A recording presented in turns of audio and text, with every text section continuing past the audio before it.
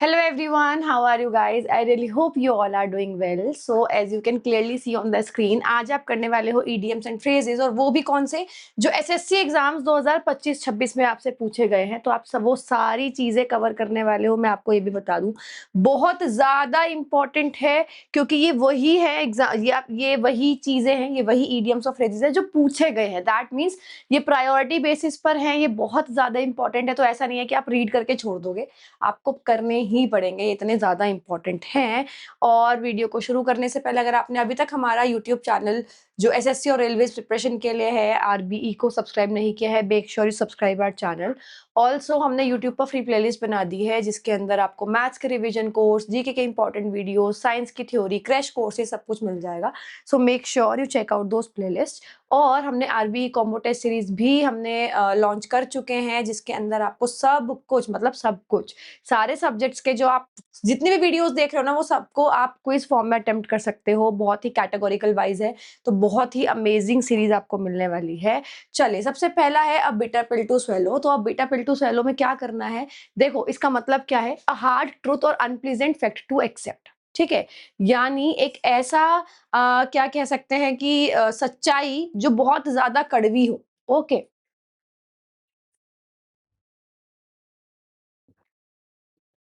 तो इसका मतलब क्या हुआ, देखो इसमें अपने आप आ रहा है but bitter pill to swallow. Pill का मतलब क्या होता है, दवाई, राइट। तो ऐसी दवाई जो निगलनी भी बहुत मुश्किल हो, बेसिकली एक ऐसा ट्रूथ जो बहुत ज्यादा मुश्किल हो जिसको आप एक्सेप्ट कर सको।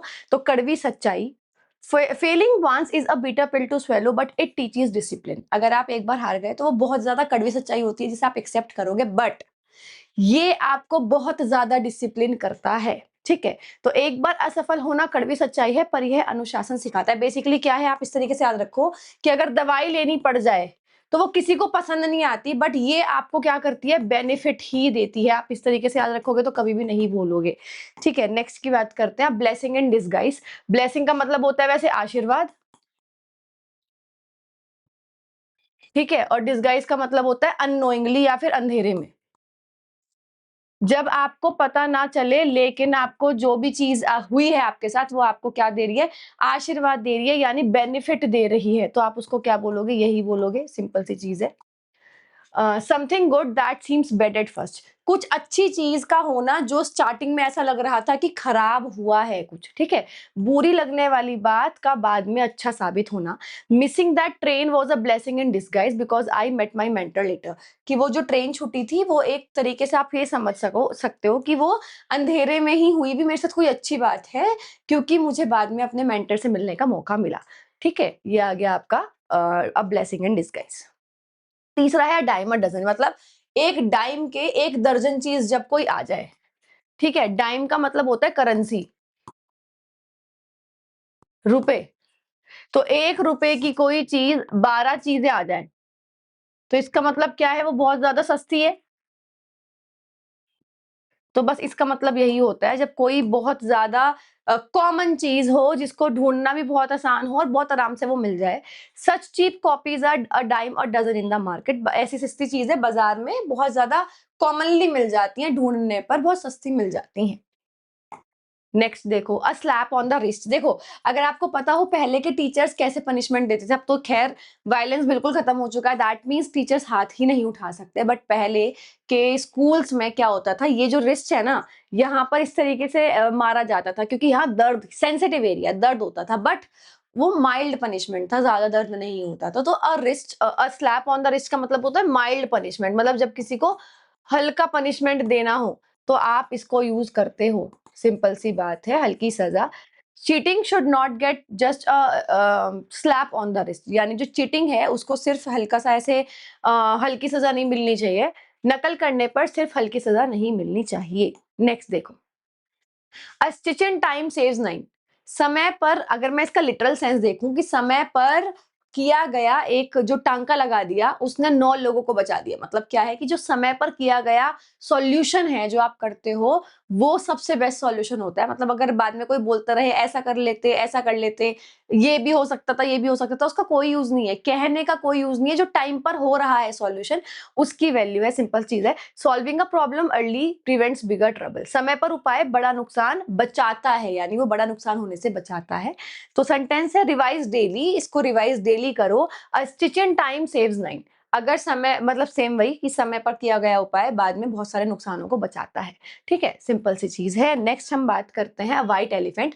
व्हाइट एलिफेंट ना थाईलैंड का बहुत ज्यादा आप कह सकते हो पोसेशन है, बहुत ही एक प्रीशियस वो है, पोसेशन है। मतलब थाईलैंड में मिलते हैं व्हाइट एलिफेंट्स। अब बेसिकली व्हाइट एलिफेंट एक ऐसी चीज के लिए डिनोट किया जाता है जो बहुत महंगी हो बट हमारे लिए यूजलेस हो, हमारे लिए काम की ही नहीं है। समझ रहे हो? कॉस्टली बट यूजलेस पोसेशन, महंगी पर बेकार चीज जो हमारे लिए बिल्कुल यूजलेस हो। That unused gadget became a white elephant at home. कि जो अनयूज्ड गैजेट है वो व्हाइट एलिफेंट हो गया। व्हाइट एलिफेंट मींस एक्सपेंसिव तो है ही, महंगा भी था प्लस यूजलेस भी है, आपके किसी काम का ही नहीं है। ठीक है, आप इस तरीके से याद रखेंगे। वह इस्तेमाल ना होने वाला गैजेट घर में महंगी पर बेकार चीज बन गया। नेक्स्ट सुनो, a wild goose chase. Wild goose chase का मतलब होता है यूजलेस चीज। जब आप कोई फ्रूटलेस कर रहे हो, जो अनप्रोडक्टिव हो, बेसिकली आपको कोई रिजल्ट मिलेगा ही नहीं, आपको पता है। ठीक है, वाइल्ड गूस चेज ऐसे भी कर सकते हो कि सांप और नेवले की बस वो गोल गोल गोल गोल घूम रहे हैं एक दूसरे को पकड़ने के लिए, पकड़ कोई पा नहीं रहा है। ठीक है, अ useless search that leads nowhere. बेकार की तलाश या व्यर्थ की जो दौड़ धूप होती है उसको बोलते हैं।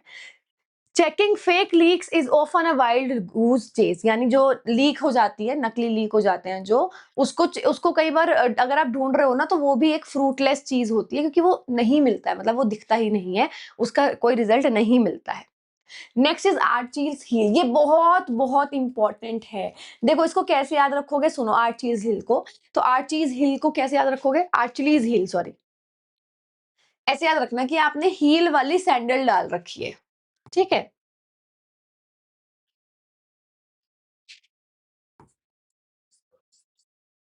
तो उससे क्या होगा, पेन होगा, राइट? पेन हो जाता है अगर हील वाली डालोगे ज्यादा टाइम तक। These are not comfortable. तो उससे क्या होगा, यानी वो आपका सबसे वीक पॉइंट बन जाएगा। आपके जो पैर हैं वो वीक पॉइंट बन जाएंगे क्योंकि आपको बहुत ज्यादा पेन हो रहा होगा। A weak point in an otherwise strong person. पूरा स्ट्रॉन्ग पर्सन है बट एक उसके अंदर वीक पॉइंट है, उसको क्या बोलते हैं, आर्चलीज हील्स। सबसे बड़ी कमजोरी, speed is his Achilles heel in competitive exams. Competitive exams में जब वो देने बैठता है सब कुछ उसका बेस्ट है बट उसका वीक पॉइंट क्या है, उसकी स्पीड, यानी उसकी स्पीड धीरे है। प्रतियोगी परीक्षाओं में स्पीड उसकी सबसे बड़ी कमजोरी है। Add fuel to the fire, ये तो लिटरल सेंस में आ रहा है कि आग लगी हुई है तुम और फ्यूल डाल रहे हो। इसका मतलब बेसिकली आग में घी डालना, इसको हिंदी में बोलते हैं आग में घी डालना। यानी किसी सिचुएशन को और ज्यादा बेकार करना, यानी वहां पे पहले ही लड़ाई हो रही है, आप और उसमें लड़ाई करवा रहे हो। तो make a bad situation worse, यानी किसी बुरी सिचुएशन को और बुरी बना देना। His rude reply added fuel to the fire. उसके रूखे जवाब ने आग में घी डाल दिया। सिंपल सी चीज है। नेक्स्ट आ जाओ ऑल एट सी। अब देखो इसमें ना ऑल एट सी पे एट सी, ये दो तीन आएंगे, ऑल एट सी भी आएगा और एक आएगा एट सी।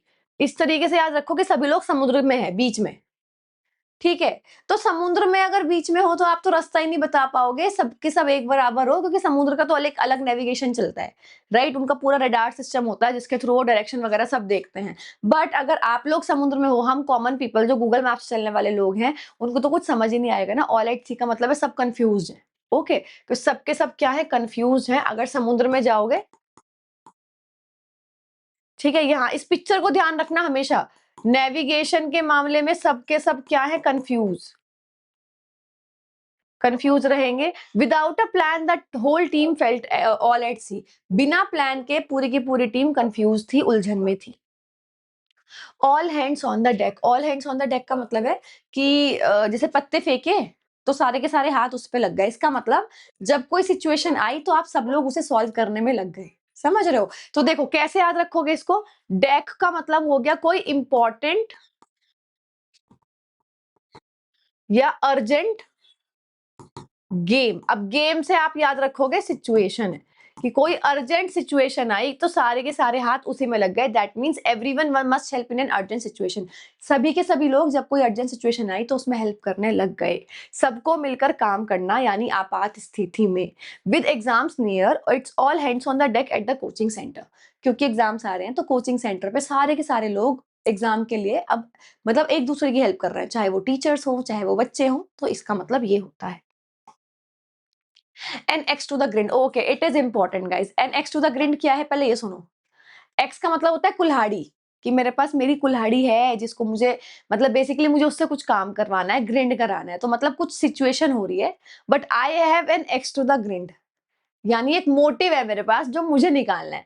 कोई कुछ काम हो रहा है और मैं सोच रही हूँ अगर ये ऐसा हो जाए ना तो मेरा भी फायदा हो जाएगा। तो मतलब जब पर्सनल या कुछ सेल्फिश मोटिव हो आपके पास, ठीक है, कुछ सेल्फिश मोटिव हो जिसको आपको ठीक करवाना है किसी काम के चलते हुए, तो उसको बोलते हैं आई हैव एन एक्सट्रूग्रेंट, यानी मेरे पास एक है काम जो है मुझे करवाना है। बेसिक सी चीज है। अ पर्सनल मोटिव और हिडन एजेंडा, निजी स्वार्थ या छिपा हुआ मकसद। He criticize the plan because he had an axe to the grind, उसने पूरे प्लान की बुराई की क्योंकि उसको मतलब एक पर्सनल एजेंडा था जो उसको करवाना था काम। उसने योजना की आलोचना की क्योंकि उसका कोई निजी स्वार्थ था। नेक्स्ट देखो, एन आइवरी टावर। आइवरी पता है क्या होता है?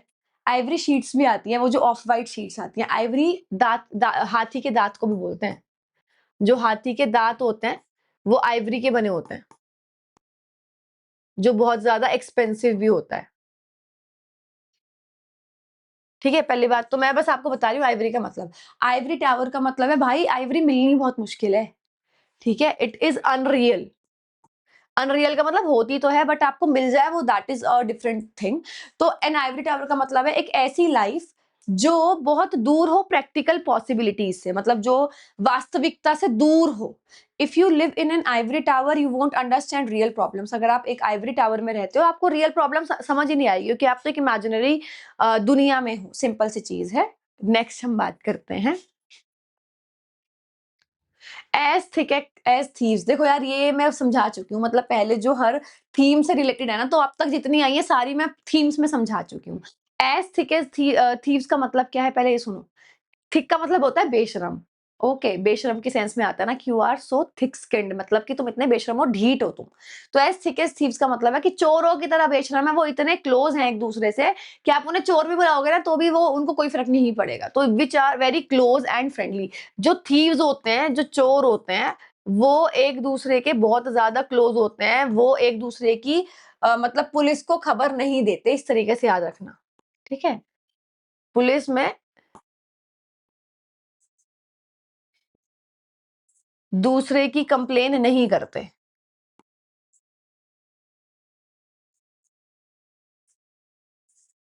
तो एज थिक एज थीव का मतलब भी यही है, जो बहुत घनिष्ठ दोस्त होते हैं, they are as thick as thieves and share every plan. Simple सी चीज है। नेक्स्ट पे आ जाते हैं। At face value. At face value का मतलब है फेस को देख के जब आप जज करो। ठीक है, फेस को देखकर जज करना। पर ये फेस क्या है मैं ये भी बता देती हूँ। फेस का मतलब इंसानी फेस की बात नहीं कर रही हूँ।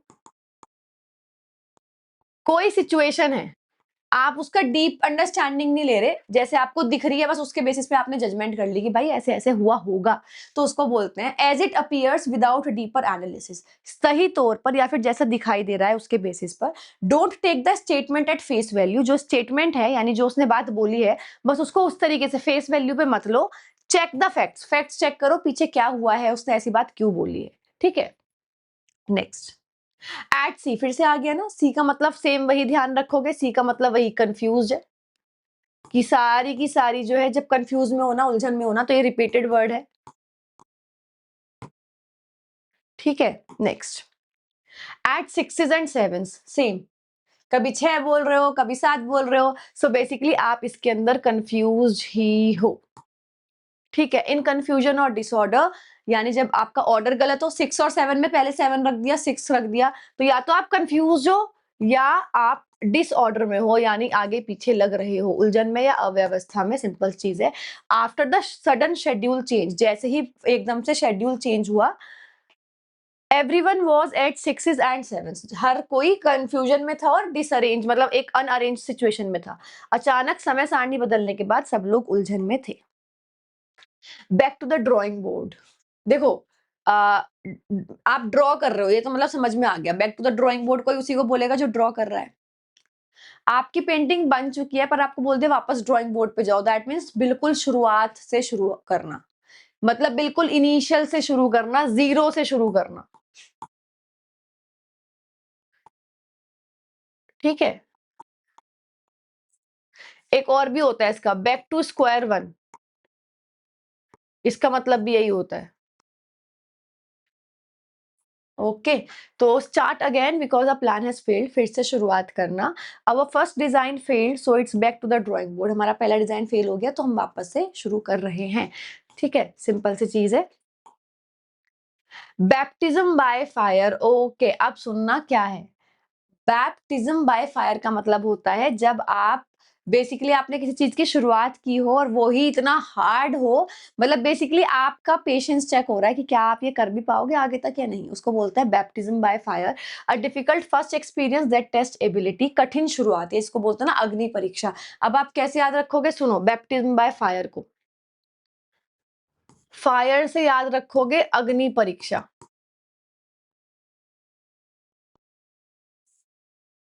ठीक है, तो अग्नि परीक्षा यानी जब कोई चीज़ बहुत ज़्यादा, अच्छा परीक्षा की स्पेलिंग गलत है गाइज़। जब कोई चीज़ बहुत ज़्यादा हार्ड हो और जब आप फर्स्ट टाइम कर रहे हो, फर्स्ट टाइम कैसे याद रखोगे सुनो, इसमें आ रहा है वर्ड बैप, बैप का मतलब अब देखो इसको आप लो इस तरीके से, बाप, बाप का मतलब होता है फादर, और फादर आपके साथ हमेशा कब जाते हैं, जब आपका किसी भी चीज़ का फर्स्ट टाइम हो। एग्जाम देने जा रहे हो, स्कूल जा रहे हो, तो फर्स्ट टाइम फादर जाते ही जाते हैं। ठीक है, कठिन शुरुआत और अग्नि परीक्षा। His first day as a teacher was a baptism by fire. वैसे बैप्टिज्म बाय फायर का मतलब फर्स्ट टाइम आना जरूरी नहीं है, जब बहुत ज्यादा कुछ डिफिकल्ट हो उसको बैप्टिज्म बाय फायर बोलते हैं। इस सेंटेंस में ही आ गया कि उसके जिस जब उसने टीचर की तरह उसका जो पहला दिन था वो बहुत ज्यादा कठिन था। नेक्स्ट देखो, bark up the wrong tree. Bark up the wrong tree का मतलब होता है कि जब आपने गलत एजम्पशन लगा लिया हो, बेसिकली आपको गलत एजम्पशन हो या फिर आपने किसी गलत इंसान को फॉलो कर लिया हो, जब आपने रॉन्ग प्रिडिक्शन कर ली हो।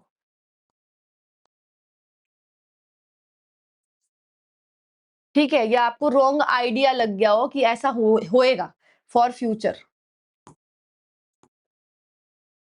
तो उसको बोलते हैं bark up the wrong tree. Blame the wrong person और follow the wrong idea. Follow the wrong idea is the correct answer.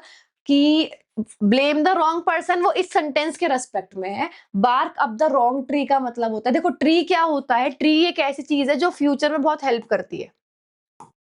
ठीक है, तो bark up the wrong tree इस तरीके से याद रखोगे कि ब्लेम, आपने क्या करा, एक फ्यूचर पर्सपेक्टिव जो सोच रखा था कि आगे ऐसा होगा, वो आपने रॉन्ग ले लिया। तो गलत दिशा में जाना या गलत व्यक्ति को दोष देना। If you suspect me you are barking up the wrong tree. अगर तुम मुझ पर शक कर रहे हो तो तुम गलत दिशा में जा रहे हो।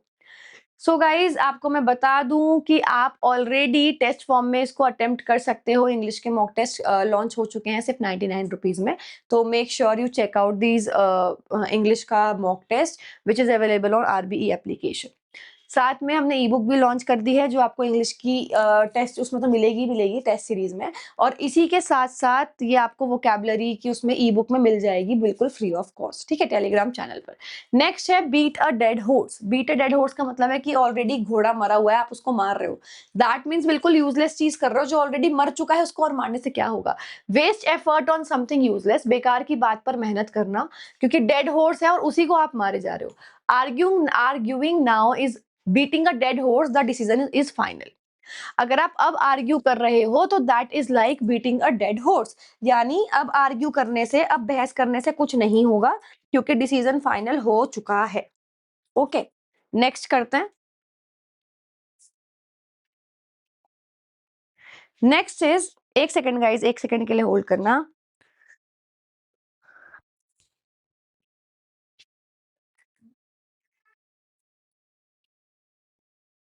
या so next is beat around the bush. Beat around the bush का मतलब है बात को घुमा फिरा कर बोलना। बुश होती है, देखो इस तरीके से याद रखो, मेरे दिमाग में पता नहीं क्यों बुश जब भी आती है ना ऐसी आती है, तो इसके चारों तरफ घूमना।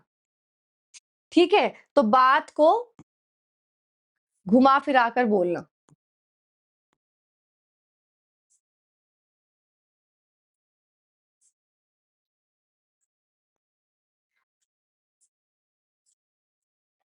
जब सीधी बात आप नहीं करते तो बात को घुमा फिरा कर बोलना, उसको बोलते हैं बीटिंग अराउंड द बुश।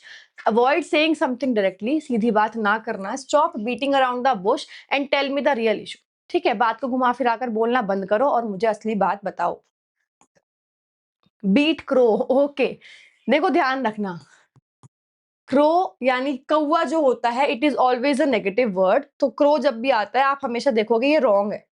ठीक है, ये एक नेगेटिव वर्ड है। तो जब भी आप बात कर रहे हो क्रो की, दैट मीन्स रॉन्ग, गलत। तो बीट क्रो का मतलब होता है क्रो को बीट कर दिया, नहीं एडमिट कर लो तुम गलत हो। ओके, और वैसे भी समझ लो, अगर किसी कौवे को मार दिया आपने तो दैट इज रॉन्ग ना। तो आप क्या बोलोगे कि अब तुम एडमिट करो कि तुमने गलत किया है। तो admit that you were wrong. और अच्छा, इसके अलावा एक और चीज भी आती है, ईट क्रो। ठीक है, अगर ईट क्रो आए तो भी समझ जाना। एक सेकेंड, तो भी ऐसे याद रखना कि कौवा खा लिया यानी वो गलत चीज है। चलो, गलती मानकर शर्मिंदगी से स्वीकार करना। He had to beat crow after his prediction proved wrong. उसको अपनी गलती स्वीकार करनी पड़ी जब उसका प्रिडिक्शन गलत चला गया तो। Next is bell the cat. Bell the cat का मतलब क्या होता है बेसिकली कि खतरे को और इनविटेशन देना, कि आपने कैट थी उसको बेल कर दी कि आ जाओ। तो take a dangerous task that others avoid, जोखिम भरा काम अपने ऊपर लेना। या आप ये कह सकते हो कि डेंजरस चीज को खुद से अपने आप से करना या इनवाइट करना। सिंपल सी चीज है।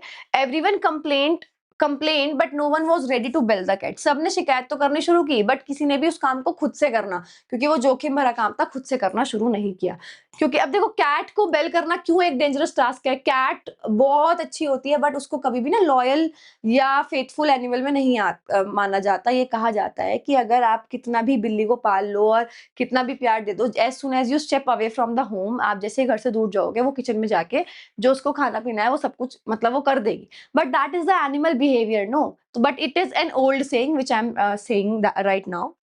नेक्स्ट है बिलो द बेल्ट। बेल्ट के नीचे मारना, दैट मीन्स अनफेयर एडवांटेज लेना, जो कि एथिकल नहीं है, कि वो अलाउड नहीं है। मतलब आप एक कोई लड़ाई हो रही है, एक प्रोफेशनल आप ग्रुप डिस्कशन कर रहे हो, कुछ भी कर रहे हो, आप वहां पर्सनल जा रहे हो, that is like hitting below the belt. यानी अनफेयर कोई चीज या क्रूअल चीज करना, अनुचित या नीचे गिरकर वार करना, मतलब गिरी हुई हरकत करना basically. It was below the belt to insult him about his failure. उसकी असफलता पर ताना मारना अनुचित था या फिर आपने अटैक किया, वो गलत।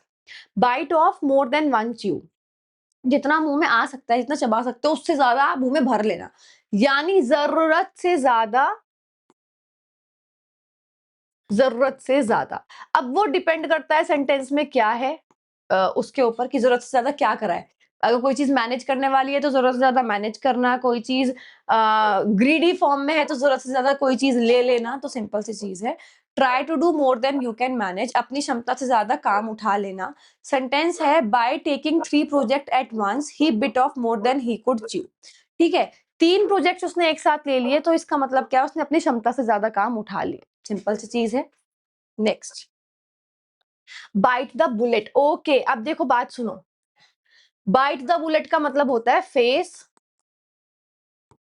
The consequences. अगर किसी ने बुलेट चला दी तो दैट मीन्स वो रिजल्ट है किसी चीज का। तो रिजल्ट को फेस करना, उसको बोलते हैं bite the bullet. To face something painful और ब्रेव इट आउट, हिम्मत करके सह लेना किसी चीज को।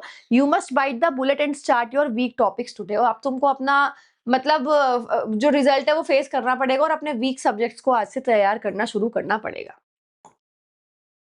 ब्लो वंस ओन हॉर्न, अपनी खुद की तारीफ करना। हॉर्न की जगह ट्रम्पेट भी आता है। ठीक है, अपनी खुद की तारीफ करना, अपनी खुद की तारीफ मतलब अपनी शेखी बगाड़ना। He keeps blowing his own horn about his score, वो अपने स्कोर की शेखी बार बार मतलब खुद से तारीफ करता रहता है। तो बहुत कॉमन सा है। Blow one's own trumpet, same. Praise oneself, अपनी तारीफ खुद करना, सेम है, एग्जैक्ट, बिल्कुल ये रिपीटेड है। Break one's duck, okay, it is nice, it is really really nice है क्या, पहले ये सुन लो। देखो ब्रेक वंस डक का मतलब होता है, डक वर्ड आता है, अगर क्रिकेट की बात करूँ तो बोलते हैं ना डक कर दो, मतलब जब बॉल बिल्कुल आए, अगर लगेगी तो सर फूट जाएगा तो डक कर देते हैं, नीचे झुक जाते हैं ताकि बॉल ऊपर से चला जाए, उसको बोलते हैं डक करना। तो ब्रेक वंस डक का मतलब होता है अपना पहला स्कोर बनाना, ठीक है? डक जो यूज़ होता है क्रिकेट में यूज़ होता है, अब क्रिकेट का मतलब क्या हो गया गेम, कोई गेम, तो गेम में क्या बनते हैं? स्कोर्स बनते हैं, ध्यान रखना। तो स्कोर और succeed for the first time, पहली बार सफलता या स्कोर करना। The striker finally broke his deck with a duck with a brilliant goal. जो स्ट्राइकर है उसको पहली बार जो आप कह सकते हो उसने सबसे पहला बार अपना स्कोर बनाया। ब्रेक द बैंक का मतलब है बैंक लूटने पड़ेंगे, right?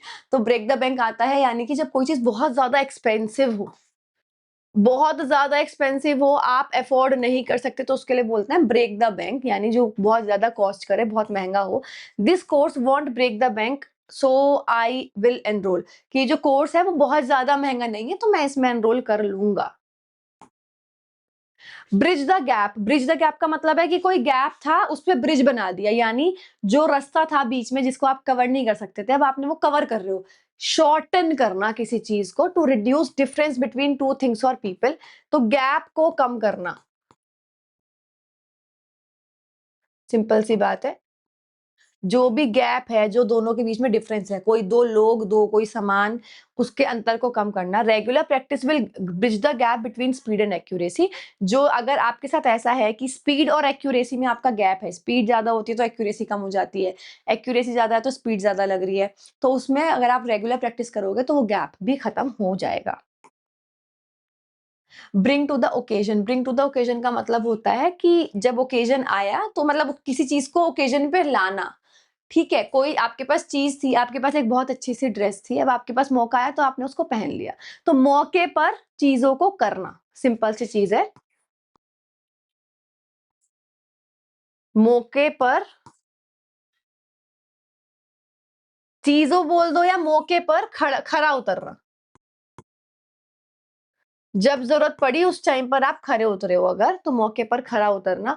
She brought her best to the occasion during the interview. जब इंटरव्यू हो रहा था तो उसने अपनी बेस्ट परफॉर्मेंस दी, मतलब जब मौका आया तो उसने अपना सर्वश्रेष्ठ दिया। बर्न द मिडनाइट ऑयल, देखो मिडनाइट ऑयल का मतलब है आधी रात तक तेल जला के आप पढ़ रहे हो, ठीक है? यानी कि आप बहुत ज्यादा हार्ड वर्क कर रहे हो, कड़ा परिश्रम कर रहे हो, हार्ड वर्क। टू स्टडी और work late in to light, देर रात तक काम करना। She burn the midnight oil to finish the revision before the exam, उस वो आधी रात तक या फिर बहुत ज्यादा उसने देर रात तक पढ़ाई की ताकि एग्जाम से पहले वो अपना रिविजन कर सके। वापस आ गया बर्न द मिडनाइट ऑयल, ये रिपीट है। बर्न द मिडनाइट ऑयल यानी जिस ये पास्ट टेंस में आ गया जिसने इतनी मेहनत की हो, ये 3 रिपीट है। बरी द हैचेट, हैचेट का मतलब क्या होता है? बेसिकली लड़ाई, ठीक है? बरी का मतलब दबा देना। वैसे हैचेट का मतलब लड़ाई नहीं होता, चाकू होता है। तो आपने उसको दबा दिया, इसका मतलब भूल गए हो आप बात को। तो मेक पीस और एंड एंड अ क्वेरल, यानी झगड़ा खत्म करना, समझौता करना। It's time to bury the hatchet and work as a team, अब ये टाइम आ गया है कि लड़ाई को भूल जाओ और एक टीम की तरह काम करो, simple. Call it a day, कि यार अब now I am calling it a day, मतलब मेरा दिन हो चुका है। जैसे देखो ये ना, आप जब भी कॉल इट अ डे आता है ना, आप मजदूर यानी वेजर्स पे आ जाओ, डेली वेजर्स पे, जो मजदूर होते हैं, ठीक है? तो उनको दिन का पूरा पगार मिलता है, एक दिन का पगार मिलता है। तो जब तक शाम को 5 बजे तक अगर वो काम करते हैं, वे they call it a day, कि आज का मेरा दिन अब हो चुका है, उनको उस टाइम मिलती है सैलरी या उनकी जो डेली वेज होती है वो। तो कॉल इट अ डे का मतलब है जब आप कहोगे कि मेरा अब दिन हुआ है, दैट मीन्स जब आप अपना एक दिन का काम कर चुके हो, ठीक है? To stop working for the day, आज के लिए काम जब आपका पूरा हो चुका हो, बंद कर दिया हो आपने। वी हैव रिवाइज्ड एनफ, हमने बहुत सारा रिवीजन कर लिया है, let's call it a day, मतलब आज के दिन के हिसाब से आपने अपना पूरा काम कर लिया है। ओके। कैन ऑफ वर्म्स, एक कैन है जिसमें कीड़े मकोड़े भरे पड़े हैं, दैट मीन्स प्रॉब्लम्स का भंडार,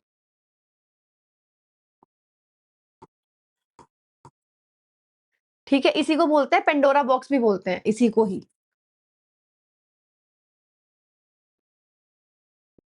सो बेसिकली अब कैन है ना यहाँ पे, यानी एक ऐसी प्रॉब्लम जिसकी वजह से बहुत सारी प्रॉब्लम निकल रही हो। A complicated issue that causes more problems, एक ऐसा इशू जिसकी वजह से बहुत ज्यादा प्रॉब्लम्स हो रही हो। ओके, तो ये ध्यान रखना।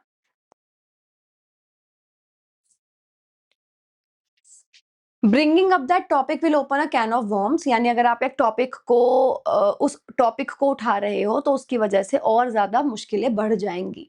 नेक्स्ट क्वेश्चन पे आते हैं, नेक्स्ट ईडियम पर। Carry coals to the Newcastle. अब देखो, अब दिमाग लगाओ, ये नया किला है कोई जो बन चुका है।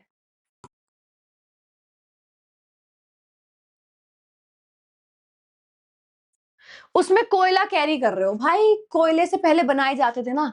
अब तो वो बन चुका है ऑलरेडी, उसमें ले जाने से क्या होगा? यूजलेस चीज अगर आप कर रहे हो। Do something pointless by taking something to where it's already plentiful. बेकार काम करना या किसी चीज को ऐसी जगह लेकर जाना जहां ऑलरेडी हो वहां पर बहुत सारी चीजें। जैसे selling umbrellas in a rainy town is like carrying coals to Newcastle. अब आप जहां जिस शहर में बहुत ज्यादा बारिश होती हो वहां पे आप अम्ब्रेला बेचने गए हो, अब तो भाई वो बेकार है ना, क्योंकि वहां तो ऑलरेडी होंगे उनके पास। समझ रहे हो? Cast pearls before swine. अब इसका मतलब क्या है, पहले तो ये समझो। कास्ट पर्ल्स का मतलब है मोती आप दिखा रहे हो, पर किसके सामने? आप दिखा रहे हो स्वाइन के सामने, राइट? अब पहली बात तो ये स्वाइन क्या है? स्वाइन का मतलब होता है बुरे लोग, बैड पीपल। तो किसी ऐसे इंसान को कोई चीज दिखाना जिसे उसकी वैल्यू ना हो, सिंपल सी चीज है, ठीक है? तो offer something valuable to those who don't value it. अयोग्य लोगों के सामने मूल्यवान चीज रखना, सिंपल सी चीज है। जैसे अगर आप एक एडवांस कॉन्सेप्ट कुछ समझा रहे हो, वो भी ऐसे क्राउड को जो इंटरेस्टेड ही नहीं है, तो बेसिकली आप अपनी एनर्जी वेस्ट कर रहे हो, आप बोले जा रहे हो तो समझ ही नहीं रहे सामने, तो उसको बोलते हैं it is like casting pearls before swine. Next देखते हैं, cast the first stone. Okay, पहला पत्थर मारने वाला। ओके, इसका मतलब क्या है लिटरल सेंस में?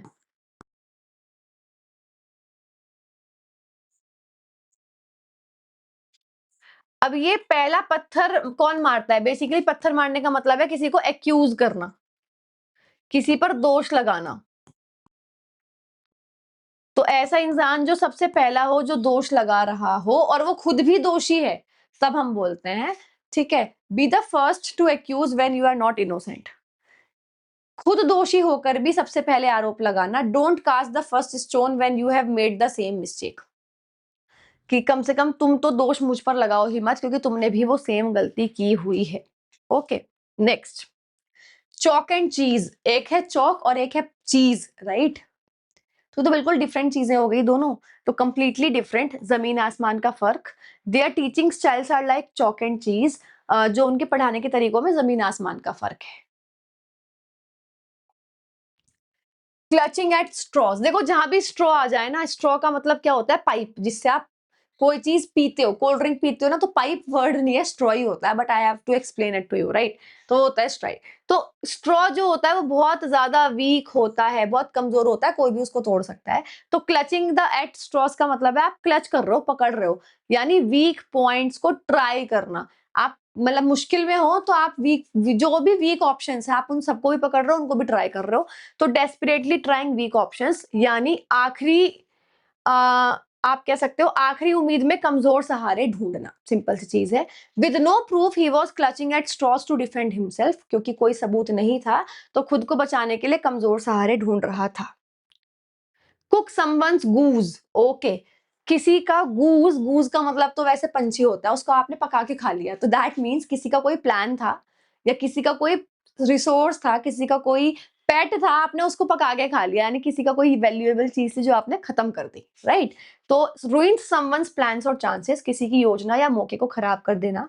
his careless comment cooked his goose in the interview। उसके लापरवाह बयान ने इंटरव्यू में उसका मौका खराब कर दिया, simple. Cry over spilled milk, यानी जो दूध फट चुका है उस पर रोना। बेसिकली जो हो चुका है उस पे आपको रोना आ रहा है, जो हो चुका है, इसको बोलते हैं ना, अब पछताए होत क्या जब चिड़िया चुग गई खेत। जो हो चुका है ऑलरेडी, उस पे रोने का कोई फायदा नहीं है। Worry about something that can not be change है, जो हो चुका है उस पर पछताना। Failing once is normal, don't cry over spilled milk. Fail हो गए वो नॉर्मल है, जो हो चुका है उस पे रोने का कोई फायदा नहीं होता। क्राई स्टिंकिंग फिश, ओके देखो, इसका मतलब क्या है, कोई फिश है वो स्टिंक कर रही है और उस पे आप रो रहे हो, तो मतलब बेसिकली है क्या कि कंप्लेन अनफेयरली। बेसिकली हो क्या रहा है कि वहां पे ऑलरेडी गेस्ट हैं, कहीं पे वहां ऑलरेडी बदबू आ रही है, अब आपका ही फंक्शन है, तो आप सॉल्यूशन ढूंढोगे ना, आप कंप्लेन नहीं करोगे अरे यहाँ बदबू आ रही है क्या, बदबू आ रही है क्या, मतलब आप गेस्ट को खुद से बता रहे हो, ऐसे याद रखना। ठीक है, स्टिंकिंग फिश का मतलब है फंक्शन में, ऐसे याद रखना, खुद के फंक्शन में, ऐसे याद रखना। कंप्लेन नहीं करोगे, अगर कंप्लेन कर रहे हो तो दैट मीन्स आप अनफेयर चीज कर रहे हो, किसी सिचुएशन को और खराब कर रहे हो, बेवजह शिकायत करके बात को बिगाड़ना। Stop crying stinking fish and focus on solving the problem. बेवजह शिकायत करना बंद करो और प्रॉब्लम का सॉल्यूशन ढूंढने पर फोकस करो। क्राई वुल्फ का मतलब वो भेड़िए वाली कहानी सुनी है ना मैंने आपको, जब थीम में समझाया था ये, क्योंकि हर थीम की अलग वीडियो बना रखी है ऑलरेडी, चैनल पर डल रही है, तो उसमें भी यही समझाया था, वुल्फ वाली जो भेड़िए वाली स्टोरी है, तो उसमें क्या है, वो अलार्म देता है ना, ठीक है, उसकी तरह चिल्ला के, तो एक झूठा अलार्म देना यानी झूठा लोगों को सावधान करना। If you keep crying wolf no one will trust you in real trouble. अगर तुम बार बार ऐसे झूठा करते रहोगे ना, आप कॉल कर रहे हो अरे मेरी तबीयत खराब है आ जाओ, पर आप नहीं हो, आपकी तबीयत खराब नहीं है, आपने किसी को अपने घर बुला लिया, बार बार ऐसा कर रहे हो, तो जब आपकी सच में तबीयत खराब होगी कोई विश्वास नहीं करेगा। अगर तुम बार बार झूठा अलार्म दोगे तो असली मुसीबत में कोई भरोसा नहीं करेगा। Cut no ice, cut no ice का मतलब है कि आइस की तरह रिजिड है और वो कट नहीं हो रहा, मतलब उस पे कोई इंप्रेशन, कोई इफेक्ट ही नहीं हो रहा, वो वैसा का वैसा ही है। Have no effect no impress, कोई असर ना होना। His excuses cut no ice with the examiner, जो उसके बहाने थे, उन्होंने, जो एग्जामिनर था, जो परीक्षक था, उस पर कोई फर्क नहीं पड़ा। Cut someone dead, cut someone dead का मतलब है, कट का मतलब होता है इसको कट कर दो यार, कट का मतलब बिल्कुल इग्नोर, हटा दो। कट का मतलब क्या होता है, हटा देना किसी को बिल्कुल। ठीक है, तो कट समवन डेड का मतलब है कि इसको ऐसा हटा दो जैसे ये मर गया हो, मतलब समझ लो कि ये है ही नहीं, एग्जिस्ट ही नहीं करता। ओके, इस तरीके से याद रखोगे। तो डेलिबरेटली इग्नोर समवन कंप्लीटली, जानबूझकर पूरी तरह अनदेखा करना। She cut him dead after the argument, जैसी बहस हुई उसके बाद उसने उसको बिल्कुल इग्नोर करना शुरू कर दिया। Cut the Gordian note, Gordian note क्या होती है पहले तो ये सुनो। गॉर्डियन नोट का मतलब होता है जब, सुनो, नोट का मतलब होता है गांठ, है ना, जो बहुत मुश्किल होता है जिसको आप सॉल्व करोगे। अब गॉर्डियन नोट का मतलब होता है बहुत मुश्किल गांठ है, कोई बहुत मुश्किल प्रॉब्लम है, तो जब आप उसको आराम से सॉल्व कर दो उसको बोलता है कट द गॉर्डियन नोट। जटिल समस्या का सीधा और निर्णायक समाधान करना, सिंपल सी चीज है। Dicing with death, dicing with death का मतलब होता है डेथ के साथ खेलना।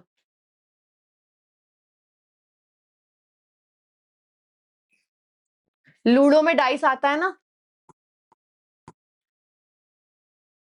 तो एक्सट्रीमली डेंजरस रिस्क लेना यानी मौत के साथ खेलना। Riding without a helmet is dicing with death, यानी अगर आप बिना बाइक चला रहे हो बिना हेलमेट के, इट इज जस्ट लाइक कि आप मौत के साथ खेल रहे हो। देखो नेक्स्ट क्या है, ईट हम्बल पाई। ईट हम्बल पाई का मतलब क्या होता है, हम्बल पाई का मतलब ये होता है कि बहुत आराम से कोई चीज खा ली। खाली का मतलब आप समझ रहे हो कि क्या क्या है, किस चीज से यहाँ पे मतलब है, कि कोई चीज आपको दी गई तो वो आपने आराम से सहन कर लिया। ईट हम्बल पाई का मतलब है आराम से किसी चीज को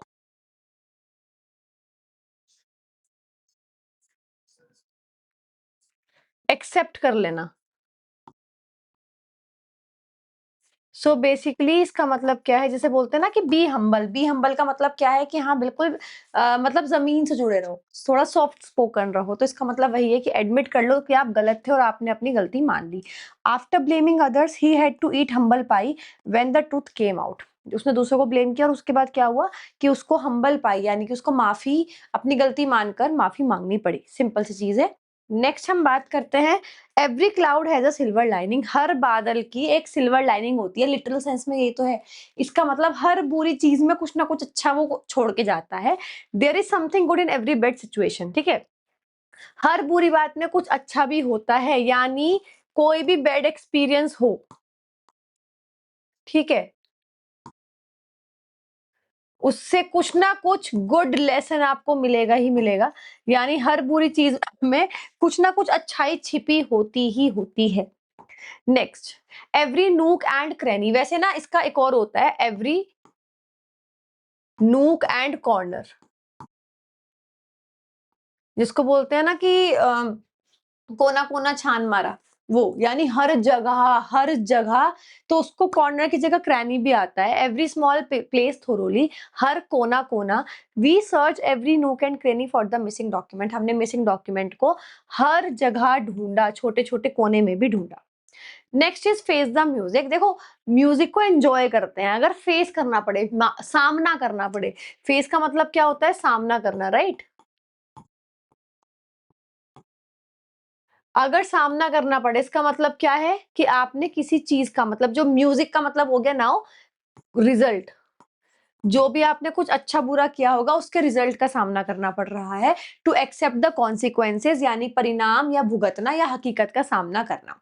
if you skip मॉक्स you will face the music in the exam, कि अगर आपने मॉक्स को स्किप किया तो आपको उसके रिजल्ट का सामना कहाँ करना पड़ेगा? एग्जाम्स में करना पड़ेगा। नेक्स्ट है fallen of the radar. Radar से बाहर चला गया, इसका मतलब जिसको बोलते हैं ना कि he has gone out of my radar, यानी कि मेरे नोटिस वाले एरिया से भी बाहर चला गया, मेरा ध्यान ही नहीं है उस चीज पर। नो लॉन्गर नोटिस और रिमेम्बर्ड, यानी जिस चीज पे आप ज्यादा नोटिस ना करो, नजरों से कोई चीज ओझल हो जाए। That topic has fallen of the radar so revised it again, कि वो जो टॉपिक है वो बिल्कुल भूल चुके हो, यानी उसके बारे में याद भी नहीं है, तो उसको दोबारा से रिवाइज कर लो। Feather in the cap, cap में एक और फीदर, पंख लग जाना, इसका मतलब न्यू अचीवमेंट, न्यू एडिशनल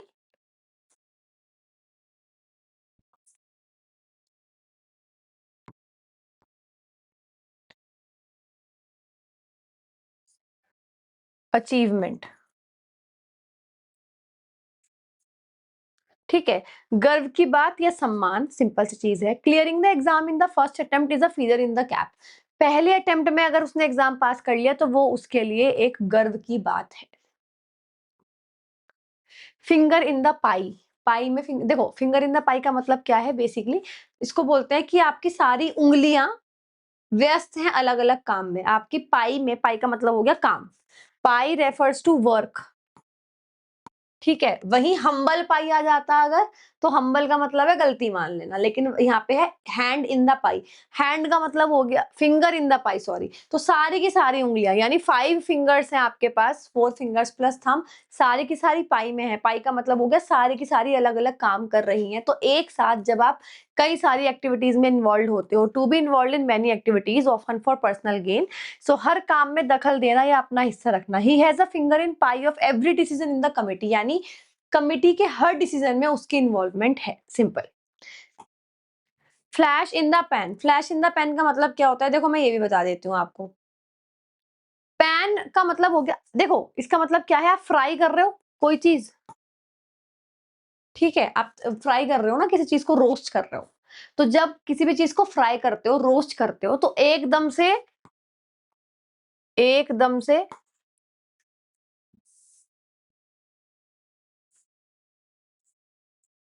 एकदम धुआं उठता है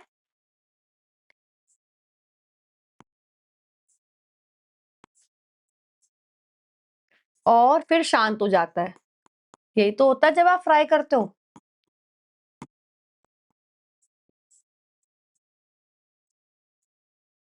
तो इसका मतलब क्या है? कोई चीज जो बहुत कम टाइम के लिए हो रही हो, तो शॉर्ट लिव्ड सक्सेस और शॉर्ट लिव्ड पॉपुलैरिटी। अगर किसी को सक्सेस मिल गई, सफलता मिल गई, या किसी को बहुत ज्यादा फेम मिल गया, कोई फेमस हो गया, लेकिन वो बहुत शॉर्ट लिव्ड अगर हो, थोड़ी देर की चमक। His popularity was flash in the pan and faded quickly, जो उसकी लोकप्रियता थी वो बहुत ही कम समय के लिए थी और वो थोड़े टाइम बाद अपने आप फेड हो गई।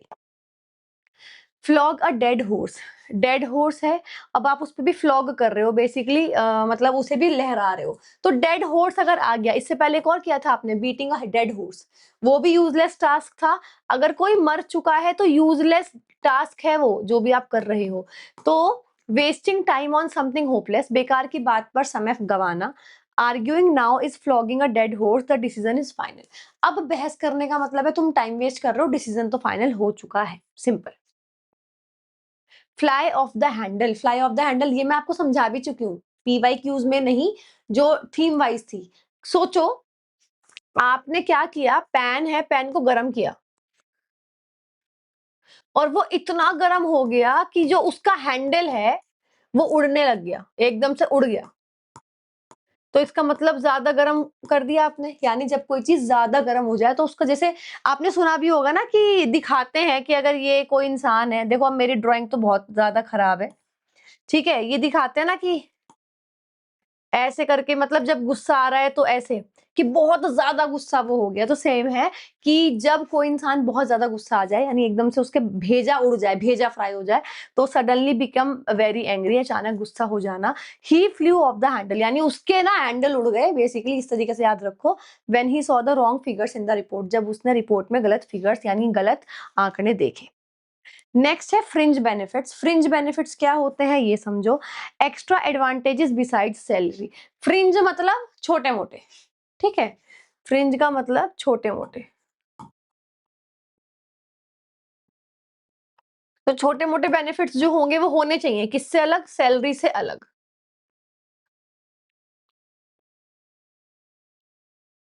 सिंपल। तो एक्स्ट्रा एडवांटेजेस बिसाइड सैलरी, अतिरिक्त लाभ या सुविधाएं।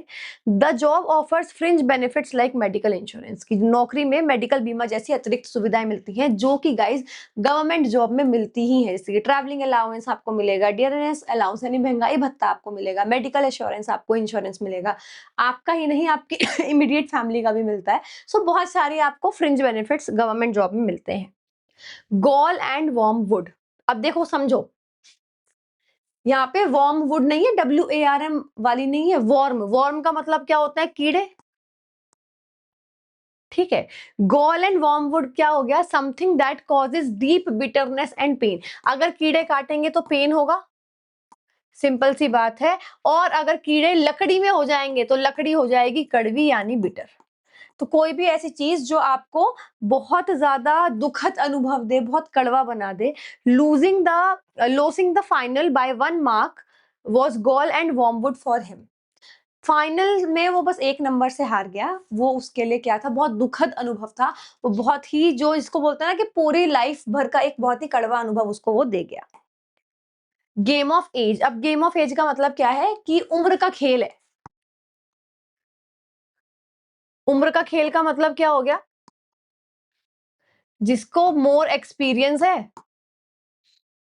वो जीत जाएगा, ही और शी विल विन। तो एक ऐसा कॉन्टेस्ट, एक ऐसा गेम जहां पे मेच्योरिटी या एक्सपीरियंस मैटर करता है, बजाय उसकी उम्र से, एज से। एज का मतलब बेसिकली वही है, यहाँ पे अगर एज आ गया ना तो एज नॉर्मली ज्यादा एज के लिए यूज होता है। अनुभव या परिपक्वता पर निर्भर मुकाबला। The final turn into a game of age where experience decided the winner. जो फाइनल हुआ है गेम का वो एक गेम ऑफ एज बन गया, यानी कि अनुभव का मुकाबला बन गया, जहां पे जिसके पास एक्सपीरियंस था वो जीत गया। गेट टू द पॉइंट, कह रहे पॉइंट पे आओ ना, हम ये तो बोलते हैं कि पॉइंट पे आओ। तो पॉइंट पर आओ का मतलब है मेन बात क्या है, जो मेन टॉपिक है उस पर आ जाओ, मेन टॉपिक डिस्कस करो, सिंपल सी बात है। स्पीक डायरेक्टली एंड ब्रीफली, सीधी बात पर आना। Please get to the point, we are short of time, भाई हमारे पास समय बहुत कम है, मेन बात बताओ। गिफ्ट ऑफ द गैप, ये भी मैं समझा चुकी हूँ। गिफ्ट ऑफ द गैप कैसे याद रखोगे इसको, गैप, गैप से याद रखना कैब, और कैब वालों से बातचीत पर निर्भर करता है कि वो आपको कैसे ट्रीट करेंगे, ठीक है। तो बातचीत का जिसके पास स्किल हो, यानी जिसके पास अच्छी बात करने का क्षमता हो। जैसे कई कई लोग होते हैं ना जो सबको जीत लेते हैं, सबका दिल, क्यों, क्योंकि उनको बात करनी आती है, उनको सामने वाले से बात करनी आती है, सामने वाले से बहुत अच्छे से कॉन्वर्सेशन कर सकते हैं, चाहे कोई भी एज का इंसान उनको दे दो। तो टैलेंट फॉर स्पीकिंग वेल, बोलने की कला। Gift with his gift of the gab he became a great presenter, अपनी बात बोलने की कला से वह एक बेहतरीन प्रेजेंटर बन गया। गिव कोल्ड शोल्डर, एक मतलब बिल्कुल ठंडा कंधा देना। ठंडा कंधा देने का मतलब क्या हो गया, आपने उसको क्या कर दिया, अवॉइड, इग्नोर। इग्नोर कंप्लीटली, ठीक है, इग्नोर कंप्लीटली। और जानकर होता है ये, जानकर जब आप करते हो, सिंपल सी चीज है, जानबूझकर नजरअंदाज कर देना। She gave him the cold shoulder after the argument, झगड़े के बाद उसने उसे जानबूझकर नजरअंदाज किया। Give someone the cold shoulder, ये रिपीटेड है, ठीक है, सेम है। द कोल्ड शोल्डर का मतलब किसी को जानबूझकर नजरअंदाज करना, छोड़ दो, ये तो मतलब सेम है, क्योंकि गो ब्रेक अ लेग नाउ, जिसको बोलते हैं ना, अरे जाओ जाके फाड़ दो, एग्जाम से पहले बोलते हैं ना कि अरे आग लगा देना, फाड़ दो, तो ये नेगेटिव वर्ड्स हैं, but those words are using in a positive sense, तो same. Go break a leg, go break a leg का मतलब है good luck, all the best, जाओ जाके तोड़ दो, हर चीज खत्म, मतलब बिल्कुल फाइनल कर दो। तो ये इस तरीके का वर्ड है, कैसे याद रखोगे, सुनो, आप जा रहे हो कब, जब आपका लेग टूटा हुआ है, यानी लेग टूटा है, उसमें भी आप जा रहे हो, तो दैट मीन्स आपको किस चीज की जरूरत होगी, ऑल द बेस्ट या फिर गुड लक, ठीक है। तो अब आपको अगर इसको याद रखना है, इस तरीके से याद रखो कि आपने इसको गो को अलग कर दिया और ब्रेक अ लेग को अलग कर दिया। तो you have prepared well, go break a leg now, तुमने अच्छी तैयारी की है, all the best. Next, next है, एक सेकेंड गाइज, या नेक्स्ट है go for a song. Go for a song का मतलब क्या है, अरे वो तो एक सॉन्ग, मतलब इसको बोलते हैं ना कि हाँ ठीक है, आप ये मेरा काम कर दो, मैं आपको एक लेयर्स की टॉफी ला के दूंगा। जब हम बच्चे थे तो हम ऐसे ही वो करते थे, ठीक है, अभी तो बहुत सारी चीजें अलग हो गई हैं, but I am talking about my childhood, childhood guys. तो गो फॉर अ सॉन्ग का मतलब है कि एक सॉन्ग जितना मामूली, कि मेरा ये काम कर दो, मैं तुम्हें गाना गा के सुना दूंगा, चाहे वो सिंगर हो या नहीं हो, राइट। तो गो फॉर अ सॉन्ग का मतलब है कि सॉन्ग के बदले में,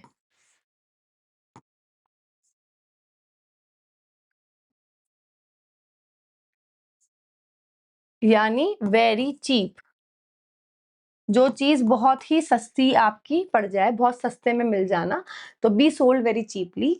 आई bought this jacket in the sale, I it went for a song, मैंने ये जैकेट सेल में खरीदी, बहुत सस्ती मिली, it went for a song. Go the extra mile, एक एक्स्ट्रा माइल चलना, मतलब आपका एक टारगेट था, but you said I went for the extra mile, यानी मेरे को वो एक्स्ट्रा काम करना था, मतलब मुझे एक एक्स्ट्रा एफर्ट मारना था, सिंपल, एक्स्ट्रा एफर्ट मारना पड़ेगा अगर आपको 1 माइल और चलना है तो।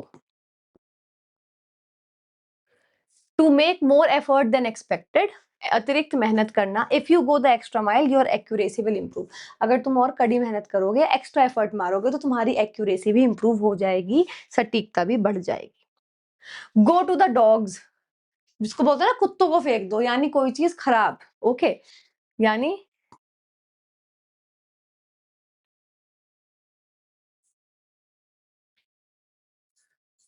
ये तो बोलते हैं कुत्तों के सामने फेंक देना। सो डिक्लाइन या बिकम रुइंड और वर्स, बिगड़ जाना या खराब, खत्म हो जाना।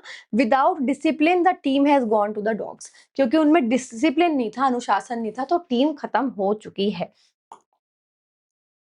ग्रेस्प एट स्ट्रॉज, मैंने आपको बताया था ना स्ट्रॉज कैसे आप यूज करोगे। स्ट्रॉज का मतलब होता है, देखो कई सारी चीजें हैं, एक तो चीप, जो बहुत ज्यादा सस्ता हो।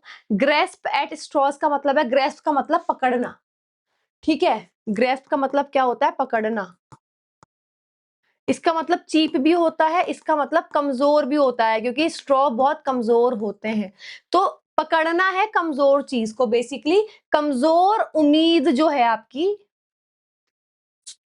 जो आपकी कमजोर उम्मीद है, उसी के सहारे आप कोई अगर, मतलब उस पे अटके हुए हो कि क्या पता ऐसा हो जाए, आपको पता है कि एक पेपर लीक हो गया, वो डिस्क्वालीफाई ही होगा, बट आपके मन में कमजोर बहुत ही कहीं जाके हो रहा है कि क्या पता कि ऐसा हो जाए कि वो पेपर रुक जाए, वो डिस्क्वालीफाई ना हो, तो बहुत कमजोर अगर कोई होप और आप उसको पकड़ के चल रहे हो।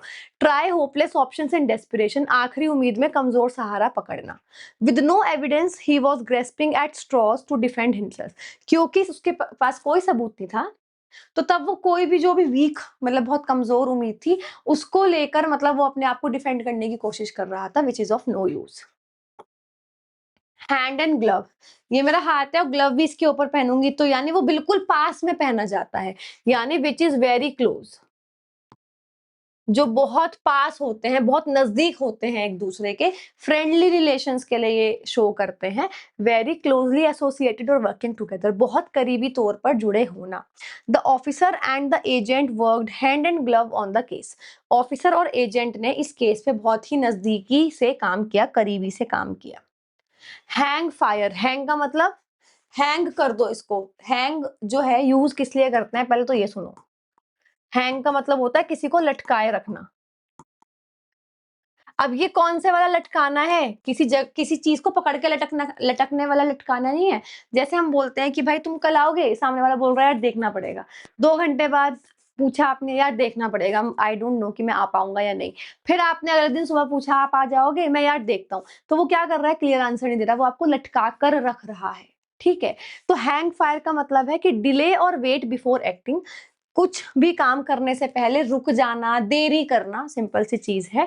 Let's hang fire until we get the official notice, कि थोड़ी देर रुकते हैं जब तक हमें एक ऑफिशियल नोटिस यानी औपचारिक नोटिस, सूचना नहीं मिलती, तो हम रुक जाते हैं। हैव द लास्ट लाफ, आखिरी बार हंसने का मतलब क्या है कि ड्रामा हुआ, मैं और मेरे में और आप में हम लड़ाई हुई, पूरा ड्रामा हुआ, आप जीत रहे थे जीत रहे थे जीत रहे थे, but I had the last laugh.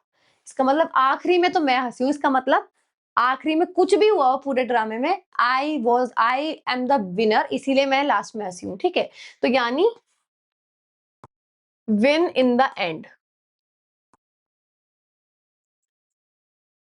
Okay. तो आखिरी में जो जीतता है उसके लिए बोलते हैं अंत में जीत जाना। पीपल मॉक्ड हिम, लोगों ने उसका मजाक बनाया, but he had the last laugh after getting selected, लेकिन जब वो सेलेक्ट हुआ तो वो लास्ट में जीत गया। हिट बिलो द बेल्ट, अब देखो इसमें आया भी था एक और, ये रिपीटेड है। बिलो द बेल्ट आ चुका है, जिसमें मैंने बताया था अनफेयर। ठीक है। देखो बिलो द बेल्ट आता है प्राइवेट पार्ट्स के लिए, और प्राइवेट पार्ट्स पे हिट करना that is unfair in physical terms, but in English, in vocabulary, in one word substitution और ये idioms phrases, hit below the belt का मतलब होता है कि अनफेयर जगह पर वॉर करना। अनफेयर जगह नॉट फिजिकली, कुछ भी हो सकता है, आपका कोई पर्सनल मैटर है, कोई प्रोफेशनल लड़ाई हो रही है, वहां पे कोई पर्सनल चीज ले आया, तो that is all hitting below the belt. Belt अनुचित या नीचे गिरकर वार करना, to act unfairly or cruelly. It was hitting below the belt to mock him for his family problems. उसे फैमिली प्रॉब्लम्स की वजह से तुम उसको इंसल्ट कर रहे हो, इसका मतलब तुम उसको बहुत गंदे तरीके से या अनफेयरली तुम उसके साथ लड़ाई कर रहे हो। हिट द बुक्स, किताबों को हिट करना, इसका मतलब क्या है, पढ़ना स्टार्ट करना। स्टार्ट स्टडिंग, जब आप सीरियसली पढ़ना शुरू करो उसको बोलते हैं यही चीज, जमकर पढ़ाई करना। It's time to hit the books if you want to clear the exam, अगर परीक्षा पास करनी है तो अब जमकर पढ़ाई करने का समय है। हिट द ग्राउंड रनिंग, वापस से हिट आ गया ना, अब हिट द ग्राउंड आ गया, इतना देखो बस, यानी रनिंग शुरू करना। रनिंग शुरू करना या तेजी से किसी काम को करना।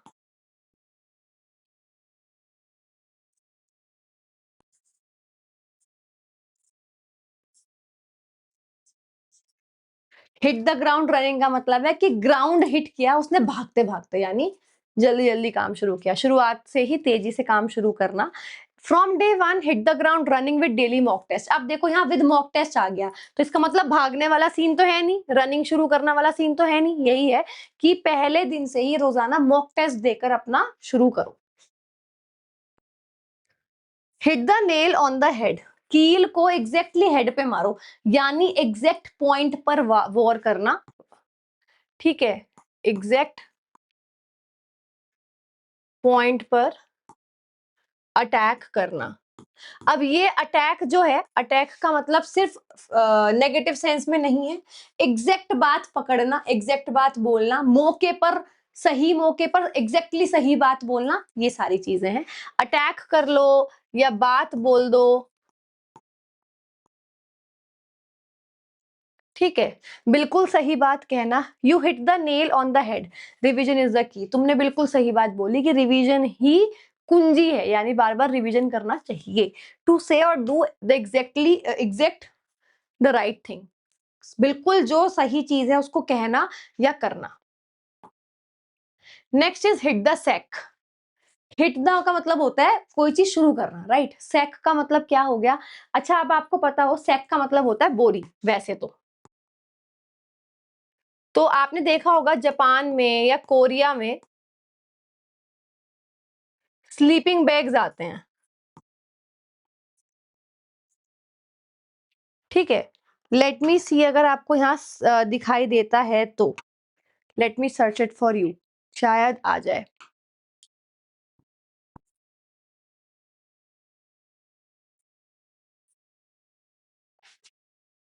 लेट्स सी अगर आपको मैं शो करके दिखा सकती हूँ तो स्लीपिंग बैग क्या होता है। आई डोंट नो इसमें आएगा या नहीं, I am also trying it for the very first time. So sleeping bags कैसे होते हैं मैं आपको बता दूं। यार इसमें तो पिक्चर ही नहीं आ रही। लेट मी सी अगर मैं पिक्चर भी दिखा सकती हूँ तो आपको नहीं आएगी इसमें पिक्चर, छोड़ दो, इसमें एआई वैसे ही है। अब देखो होता क्या है, बेसिकली एक चेन होती है, ऐसी चद्दर होगी, ठीक है। ये ऐसे आप यहाँ पे अंदर लेट जाओगे या ये चेन बंद कर लोगे, ये है स्लीपिंग बैग। तो हिट द सैक का मतलब हो गया सैक को हिट करना, बोरी को हिट करना, वो स्लीपिंग बैग को हिट करना यानी सोने के लिए चले जाना। I am exhausted so I hit the sack early, मैं बहुत थक गया हूँ इसलिए जल्दी सोने के लिए चला जाऊंगा।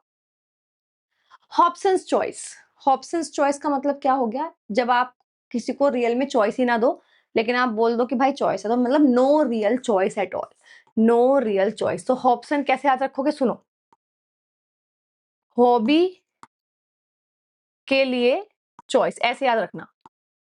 ये मैंने वहां पे भी ऐसे समझाया आपको जब थीम में समझाया था।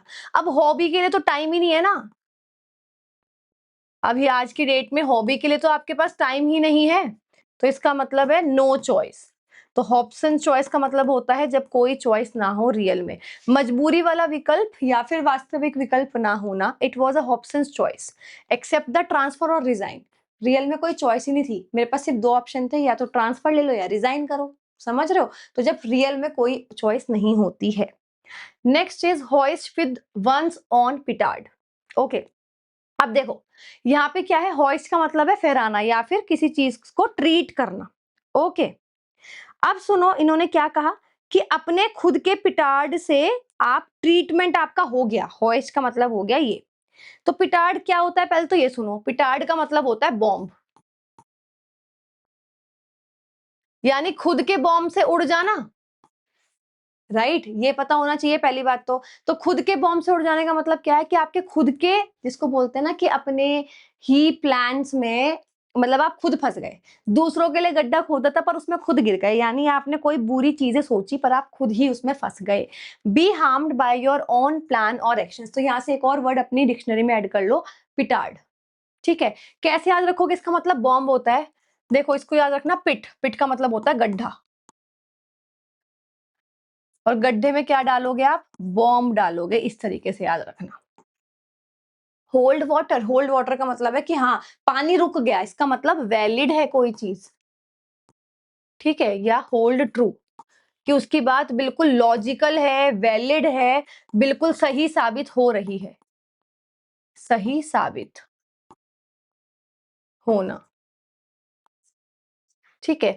बी लॉजिकल, ट्रू और बी वैलिड, तर्क संगत या सही साबित होना। Your explanation does not hold water, तुम्हारा जो एक्सप्लेनेशन है ना वो मतलब एक तरीके से वैलिड नहीं लग रहा, ओके, तुम्हारी व्याख्या तर्क संगत नहीं लगती, लॉजिकल नहीं लगती। हॉनेस्ट नेस्ट, हॉनेस्ट नेस्ट का मतलब होता है सेम, जैसे पेंडोरा बॉक्स हो गया या फिर अ कैन ऑफ वॉर्म्स हो गया, आपने कैन ऑफ वॉर्म्स भी पढ़ा था इससे पहले, या फिर पेंडोरा बॉक्स। अब देखो हॉर्नेट, हॉर्नेस्ट नेस्ट का मतलब क्या है, बेसिकली एक ऐसी सिचुएशन जिसकी वजह से और भी अगर उसे हल्का सा भी छेड़ा तो और दिक्कतें आएंगी ही आएंगी, मुसीबत खड़ी करने वाली स्थिति। Don't question him now you will stir up a hornet's nest, अभी उससे सवाल मत करना वरना मुसीबत खड़ी हो जाएगी, ठीक है। नेक्स्ट देखो क्या है, in black and white, in black and white का मतलब होता है क्लियर स्टेटमेंट, कि भाई या तो गलत बोलो या तो सही, मतलब मुझे जो भी दे रहे हो लिखित में दो, इन ब्लैक एंड व्हाइट दो, क्लियर स्टेटमेंट दो, don't get me confuse, clearly written और स्टेटेड, ब्लैक एंड व्हाइट का मतलब क्या हो, जैसे एक होता भी है ना ब्लैक मनी और व्हाइट मनी, बहुत क्लियर कट डिफरेंसेस है। ब्लैक मनी क्या होती है और व्हाइट मनी क्या होती है।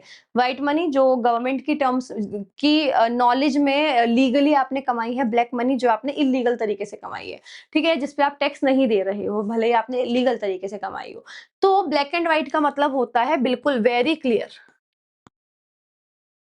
और आप रिटन फॉर्म में ले लो, किसी से क्लियरली स्टेटेड, या रिटन में ले लो, ठीक है, लिखित रूप में साफ साफ। The rules are in black and white in the notice, नियम नोटिस में लिखित रूप में साफ साफ दिए गए हैं। इन ड्रिब्स एंड ड्रैब्स, देखो ड्रिब्स एंड ड्रैब्स को याद रखना ड्रिबलिंग से। पता है ड्रिबलिंग क्या होती है? बास्केटबॉल को अगर आपको पता हो, हम बार बार ऐसे करते हैं ना, मतलब इस तरीके से करते हैं ना, ग्राउंड पे मारते हैं, उसको ड्रिबलिंग बोलते हैं। तो जब छोटे छोटे अमाउंट में कुछ करो, थोड़ी थोड़ी करके, in small amounts over the time, he repaid the loan on in dribs and drabs, उसने लोन को वापस जो चुकाया, थोड़ा थोड़ा करके चुकाया। इन हॉट वाटर, बिल्कुल गरम गरम पानी में तो जल जाओगे, ट्रबल में आ जाओगे, मुसीबत में आ जाओगे। अगर हॉट वाटर में होगा तो जल जाओगे, तो यानी ट्रबल में आ जाओगे, मुसीबत में पड़ जाओगे। तो मुसीबत में पड़ने को बोलते हैं hot water. He is in hot water water for missing the deadline, क्योंकि उसने अपनी डेडलाइन मिस कर दी, तो वो मुसीबत में है। इन स्ट्राइड, ओके, देखो स्ट्राइड का मतलब होता है स्टेप्स, ठीक है, स्ट्राइड्स का मतलब होता है स्टेप्स। बोलते हैं ना टेक अ लो स्ट्राइड, धीरे धीरे कदम बढ़ाओ। टेक अ फास्ट स्ट्राइड, तेज तेज कदम बढ़ाओ। तो इन स्ट्राइड का मतलब है बेसिकली आप कदम बढ़ा रहे हो, और जब आप कदम बढ़ाते हो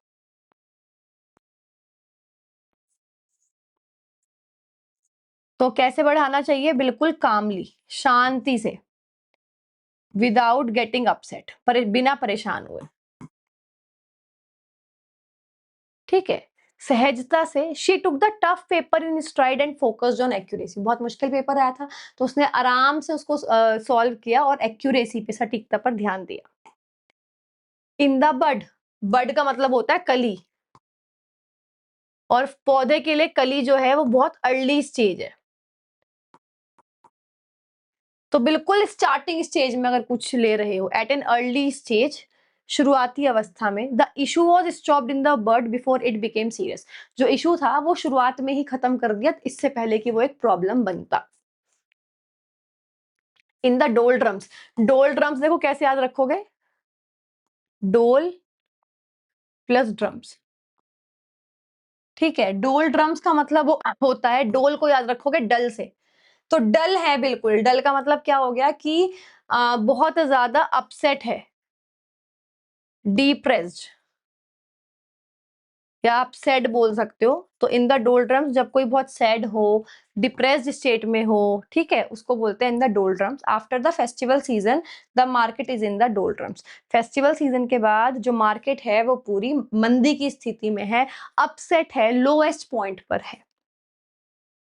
इन द लाइमलाइट, बोलते हैं ना लाइमलाइट में लाओ जरा उसको, लाइमलाइट का मतलब होता है मेन अटेंशन, मेन अटेंशन। ये तो आपको पता है, लाइमलाइट जो पड़ती है चेहरे पर, बिल्कुल मेन इंसान के ऊपर, सुर्खियों में होना। The topper was in the limelight after the result, परिणाम आने के बाद टॉपर सुर्खियों में था। सो गाइज, ये सारा का सारे पीवाईक्यूज आप मॉक टेस्ट में अटेम्प्ट कर सकते हो, वो हम ऑलरेडी लॉन्च कर चुके हैं। नेक्स्ट आ जाओ इन the same boat. In the same boat का मतलब होता है सेम सिचुएशन में होना। बोट का मतलब यहाँ पर सिचुएशन से है, जब आप और मैं मान लिया सेम परिस्थिति से गुजर रहे हूं।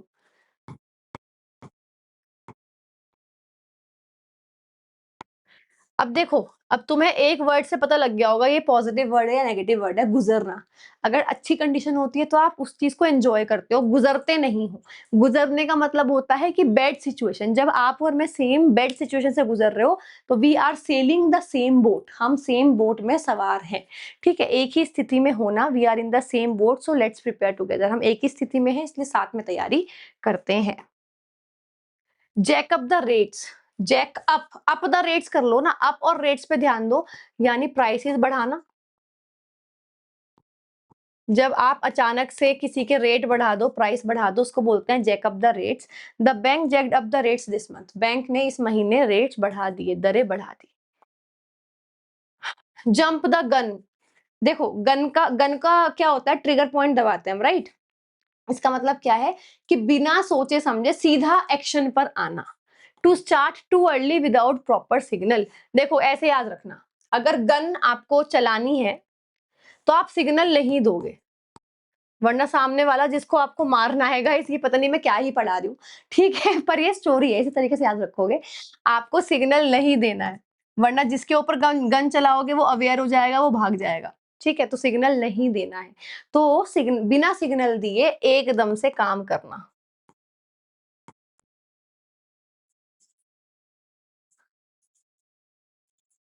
बिना तैयारी के, बिना सिग्नल दिए, सिंपल सी चीज है। जल्दबाजी करना, समय से पहले शुरू कर देना। Don't jump the gun. समय से पहले शुरुआत मत करो। Read the instructions before attempting the paper. Paper को करने से पहले उसके इंस्ट्रक्शंस सही से पढ़ो। Jump through hoops. Jump through hoops का मतलब है do many difficult task to achieve something. देखो जंप थ्रू हुप्स का मतलब क्या है कि एक साथ कई हुप से कूदना, है ना। इसका लिटरल सेंस तो यही है। तो इसका मतलब क्या है कि एक साथ आपने कई सारे हर्डल्स क्रॉस कर दिए। हर्डल्स का मतलब क्या है कि जो भी स्टेप आए या कठिनाई आई, उनको आपने एक साथ क्रॉस कर दिया। ठीक है, तो हुप क्या होते हैं, ऐसे गोल गोल होते हैं हुप, जिनके ऊपर सर्कल में कूदाया जाता है। आपका जो भी सर्कस में आपका परफॉर्मेंस देते हैं। तो बहुत झंझट या प्रक्रियाएं, कठिन प्रक्रियाएं पूरी करना। To get the scholarship students had to jump through hoops. Scholarship पाने के लिए छात्रों को बहुत सारी कठिन प्रक्रियाएं पूरी करनी पड़ती हैं। ओके, नेक्स्ट देखो क्या है। Keep at bay. Keep at bay का मतलब है भाई दूर रखो, किसी को दूर रखना ताकि उसे अवॉइड कर सको। Prevent someone or something from coming too close or causing harm. किसी को अपने पास आने से रोकना ताकि वो हार्म ना पहुंचा सके। कीप एट बे का मतलब है, मतलब बे का मतलब कैसे समझाऊं, कीप एट बे का मतलब है, मुझे पता नहीं क्यों जब भी कीप एट बे का मतलब होता है ऐसे याद आता है। ठीक है, यानी एक डिस्टेंस पर रखना, एक डिस्टेंस पर रखना, सिंपल सी चीज है। दूर या काबू में रखना। Regular revision keeps exam fear eight पे। अगर आप रेगुलर रिवीजन करते रहोगे तो जो एग्जाम को लेके डर है वो दूर रहेगा। Keep her nose to the grindstone. इसका मतलब उसने अपनी, बेसिकली ग्रिंड स्टोन होता है कौन सा वाला, समझ रहे हो ना, ग्रिंड स्टोन। ये मैंने आपको कैसे याद कराया था मैं बताती हूँ। ग्रीन स्टोन होता है जो कौन सा पत्थर बोलते हैं उसको, जिसपे पीसते हैं, यार मेरे को याद नहीं आ रहा। मिक्सी में तो आप पीसते हैं, पहले उस पे सिलबट्टा।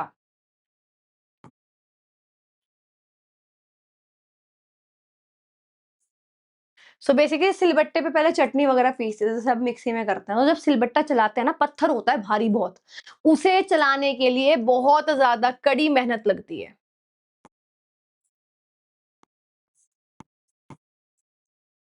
ठीक है, to work very hard without rest. तो लगातार मेहनत करना। She kept her nose to the grindstone and improved her score. वो कड़ी मेहनत करती रही और उसने अपना स्कोर इम्प्रूव कर लिया।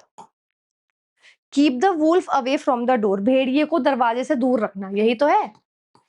भेड़िए को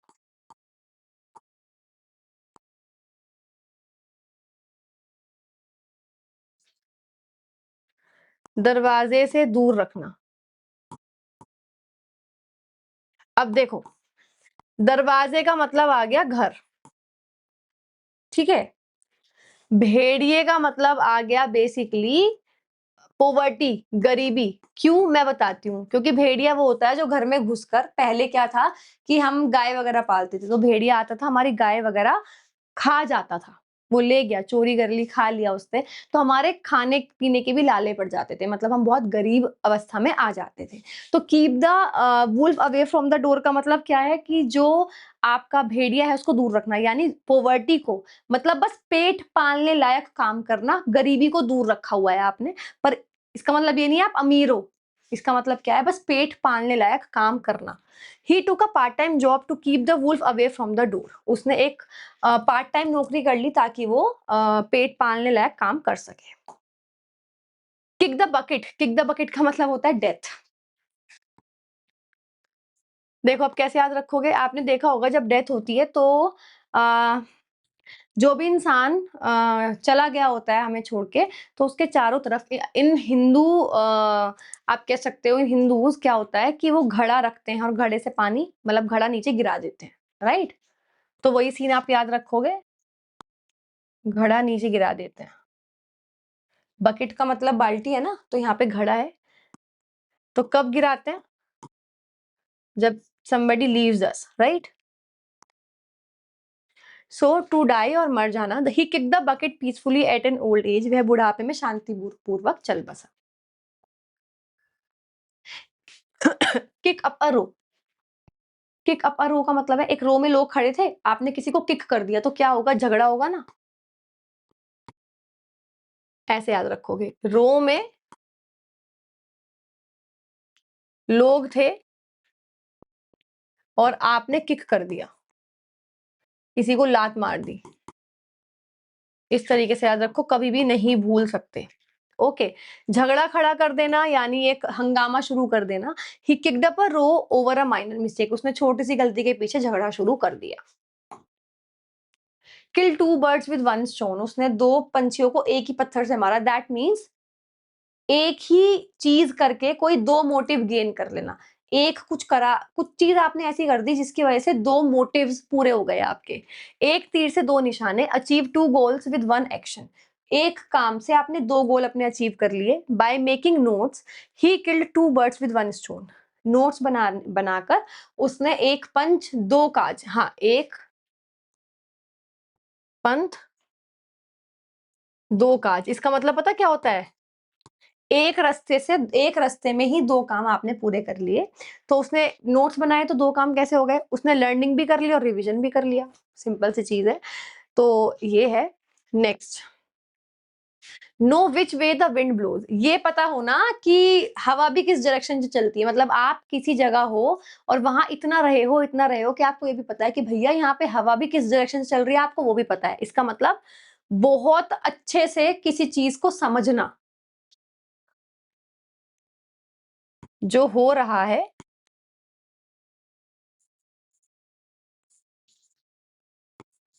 उसे बहुत अच्छे से समझना।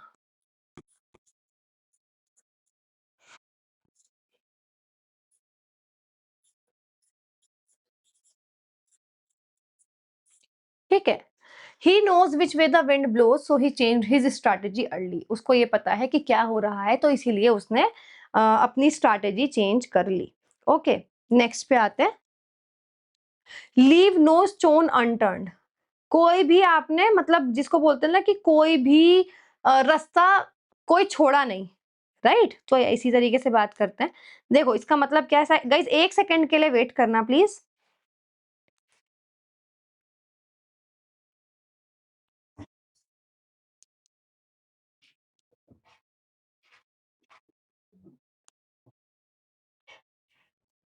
जी, ट्राई एवरी पॉसिबल वे, कोई कसर ना छोड़ना।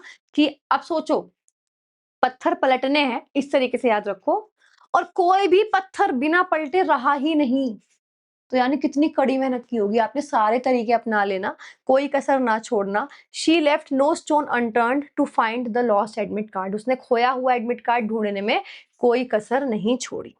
तो ये तो कॉमन सा है, तो इसकी मुझे ट्रिक ऐसे बताने की जरूरत नहीं है। Let the cat out of the bag, आपने बैग के अंदर कैट को बंद कर रखा था, वो अलाउड नहीं थी, पर वो भाग गई, यानी आपका सीक्रेट बाहर निकल गया,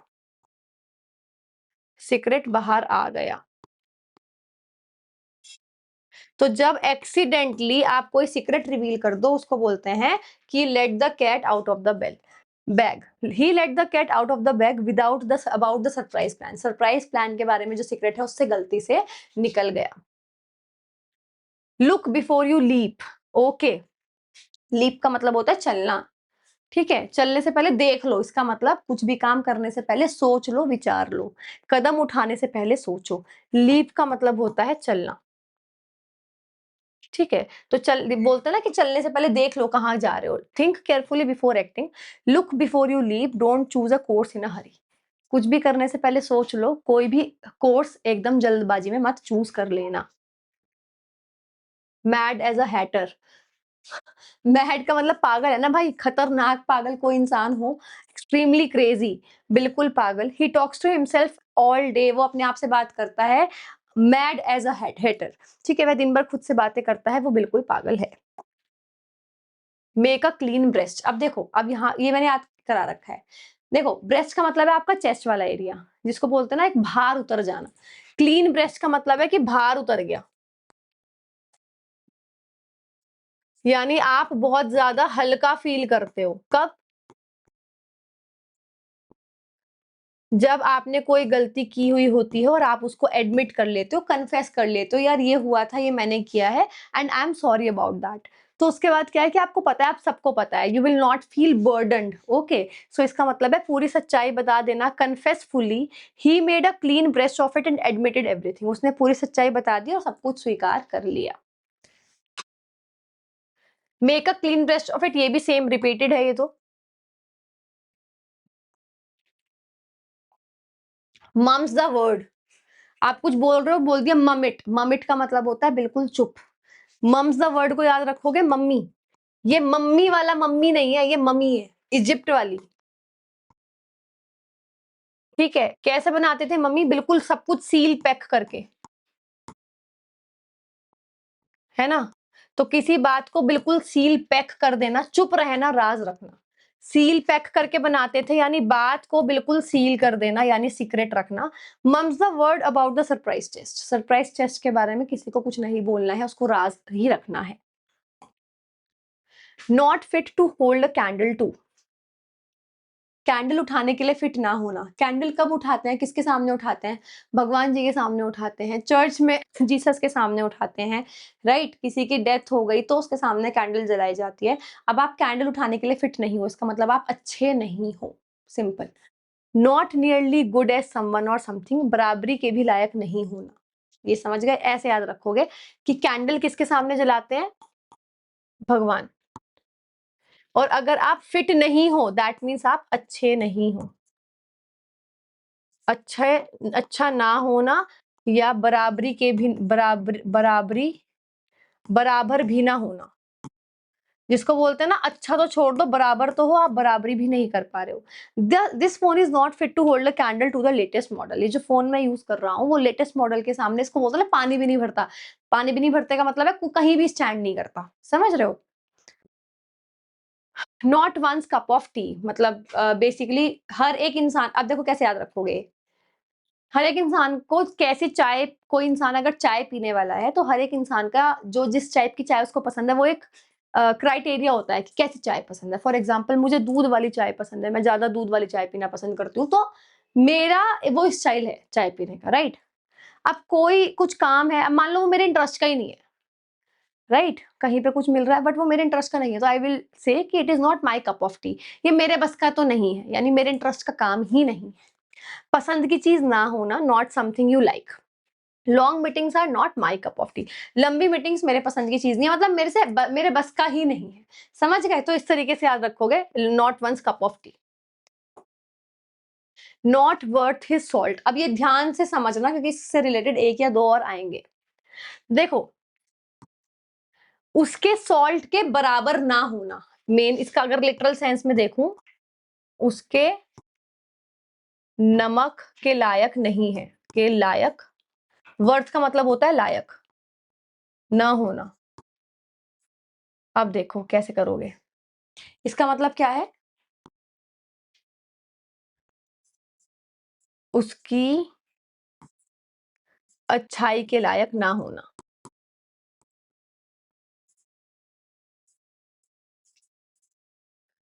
या फिर उसकी क्वालिटीज के लायक ना होना। नॉट गुड और कॉम्पिटेंट एनफ, यानी ज्यादा अच्छा ना होना, ज्यादा बढ़िया ना होना, अपने काम के लायक ना होना। A teacher not worth his salt never explains concepts clearly, एक ऐसा टीचर जो अपने ही काम के लायक नहीं होता, वो कभी भी कॉन्सेप्ट को अच्छे से एक्सप्लेन नहीं करेगा। ठीक है। Off one's rocker, off one's rocker का मतलब क्या होता है कि ऑफ का मतलब बंद, एक इंसान अपने होशो हवास में नहीं है, उसको बोलते हैं ऑफ वंस रॉकर। ये इसके इसके खुद के रॉक्स में ही नहीं है, यानी उसके सेंसेस में ही नहीं है। तो अगर कोई पागल है या बेहोश हो गया, anyone who skips revision before the exam is of their rocker. अगर कोई इंसान एग्जाम से पहले रिवीजन को छोड़ रहा है, तो इसका मतलब वो बिल्कुल पागल है या वो होश में नहीं है। कैसे याद रखोगे, सुनो। Off one's rocker. अब यहाँ रॉकर को याद रखना लॉकर, क्योंकि रॉकर का ऑफ और वन के साथ कोई रिलेशन नहीं है। कुछ बना भी नहीं पाओगे भाई ट्रिक तुम लोग, मैं भी नहीं बना पा रही हूँ। अब आ जाओ, इसका मतलब कोई अपने लॉकर में ही नहीं जा पा रहा, तो इसका मतलब क्या है कि वो क्या है, पागल। या फिर उसे अपनी लॉकर की कीज याद नहीं है, उसको लॉक याद नहीं है, दैट मीन्स वो होश में नहीं है।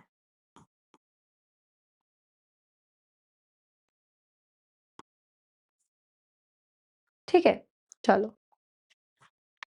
Oil the hinges of silence, जो चुप्पी है उसमें भाई उसके जो चुप्पी वाले लोग हैं उन पे ऑयल लगाओ, मतलब कि उनसे बुलवाओ कुछ, सिंपल सी चीज है।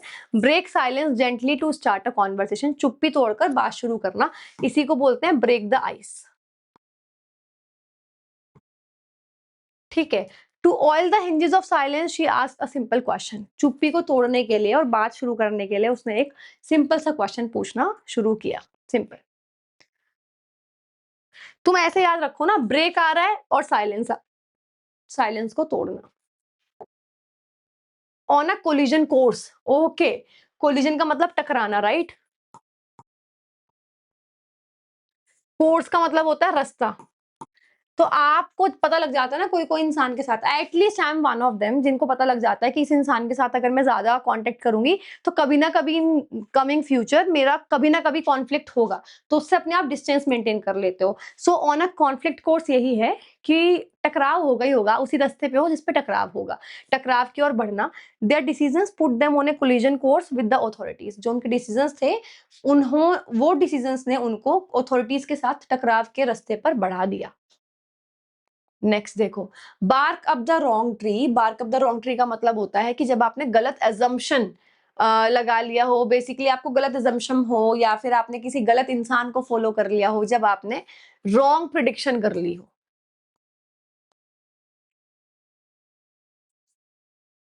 ठीक है, या आपको रॉन्ग आइडिया लग गया हो कि ऐसा होएगा फॉर फ्यूचर, तो उसको बोलते हैं bark up the wrong tree. Blame the wrong person और follow the wrong idea. Follow the wrong idea is the correct answer. कि ब्लेम द रॉन्ग पर्सन वो इस सेंटेंस के रेस्पेक्ट में है। Bark up the wrong tree का मतलब होता है, देखो ट्री क्या होता है, ट्री एक ऐसी चीज है जो फ्यूचर में बहुत हेल्प करती है। ठीक है। तो bark up the wrong tree इस तरीके से याद रखोगे कि ब्लेम, आपने क्या करा, एक फ्यूचर पर्सपेक्टिव जो सोच रखा था कि आगे ऐसा होगा, वो आपने रॉन्ग ले लिया। तो गलत दिशा में जाना या गलत व्यक्ति को दोष देना। If you suspect me you are barking up the wrong tree, अगर तुम मुझ पर शक कर रहे हो तो तुम गलत दिशा में जा रहे हो। सो गाइज आपको मैं बता दूं कि आप ऑलरेडी टेस्ट फॉर्म में इसको अटेम्प्ट कर सकते हो। इंग्लिश के मॉक टेस्ट लॉन्च हो चुके हैं सिर्फ 99 रुपीज में। तो make sure you check out these English का mock test which is available on RBE application. साथ में हमने ई बुक भी लॉन्च कर दी है, जो आपको इंग्लिश की टेस्ट उसमें तो मिलेगी मिलेगी टेस्ट सीरीज में, और इसी के साथ साथ ये आपको वोकैबुलरी की उसमें ई बुक में मिल जाएगी बिल्कुल फ्री ऑफ कॉस्ट। ठीक है, टेलीग्राम चैनल पर। नेक्स्ट है beat a dead horse. Beat a dead horse का मतलब है कि ऑलरेडी घोड़ा मरा हुआ है, आप उसको मार रहे हो। दैट मीन्स बिल्कुल यूजलेस चीज कर रहे हो, जो ऑलरेडी मर चुका है उसको और मारने से क्या होगा। Waste effort on something useless, बेकार की बात पर मेहनत करना, क्योंकि डेड हॉर्स है और उसी को आप मारे जा रहे हो। Arguing now is beating a dead horse, the decision is final.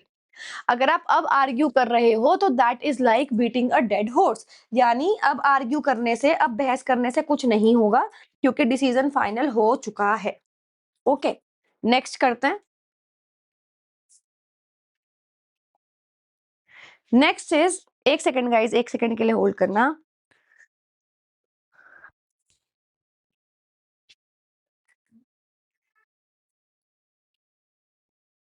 या so next is beat around the bush. Beat around the bush का मतलब है बात को घुमा फिरा कर बोलना। बुश होती है, देखो इस तरीके से याद रखो, मेरे दिमाग में पता नहीं क्यों बुश जब भी आती है ना ऐसी आती है, तो इसके चारों तरफ घूमना, ठीक है, तो बात को घुमा फिरा कर बोलना।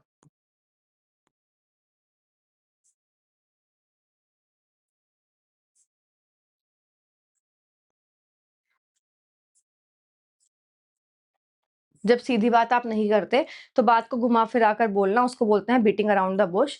अवॉइड सेइंग समथिंग डायरेक्टली, सीधी बात ना करना। Stop beating around the bush and tell me the real issue. ठीक है, बात को घुमा फिरा कर बोलना बंद करो और मुझे असली बात बताओ।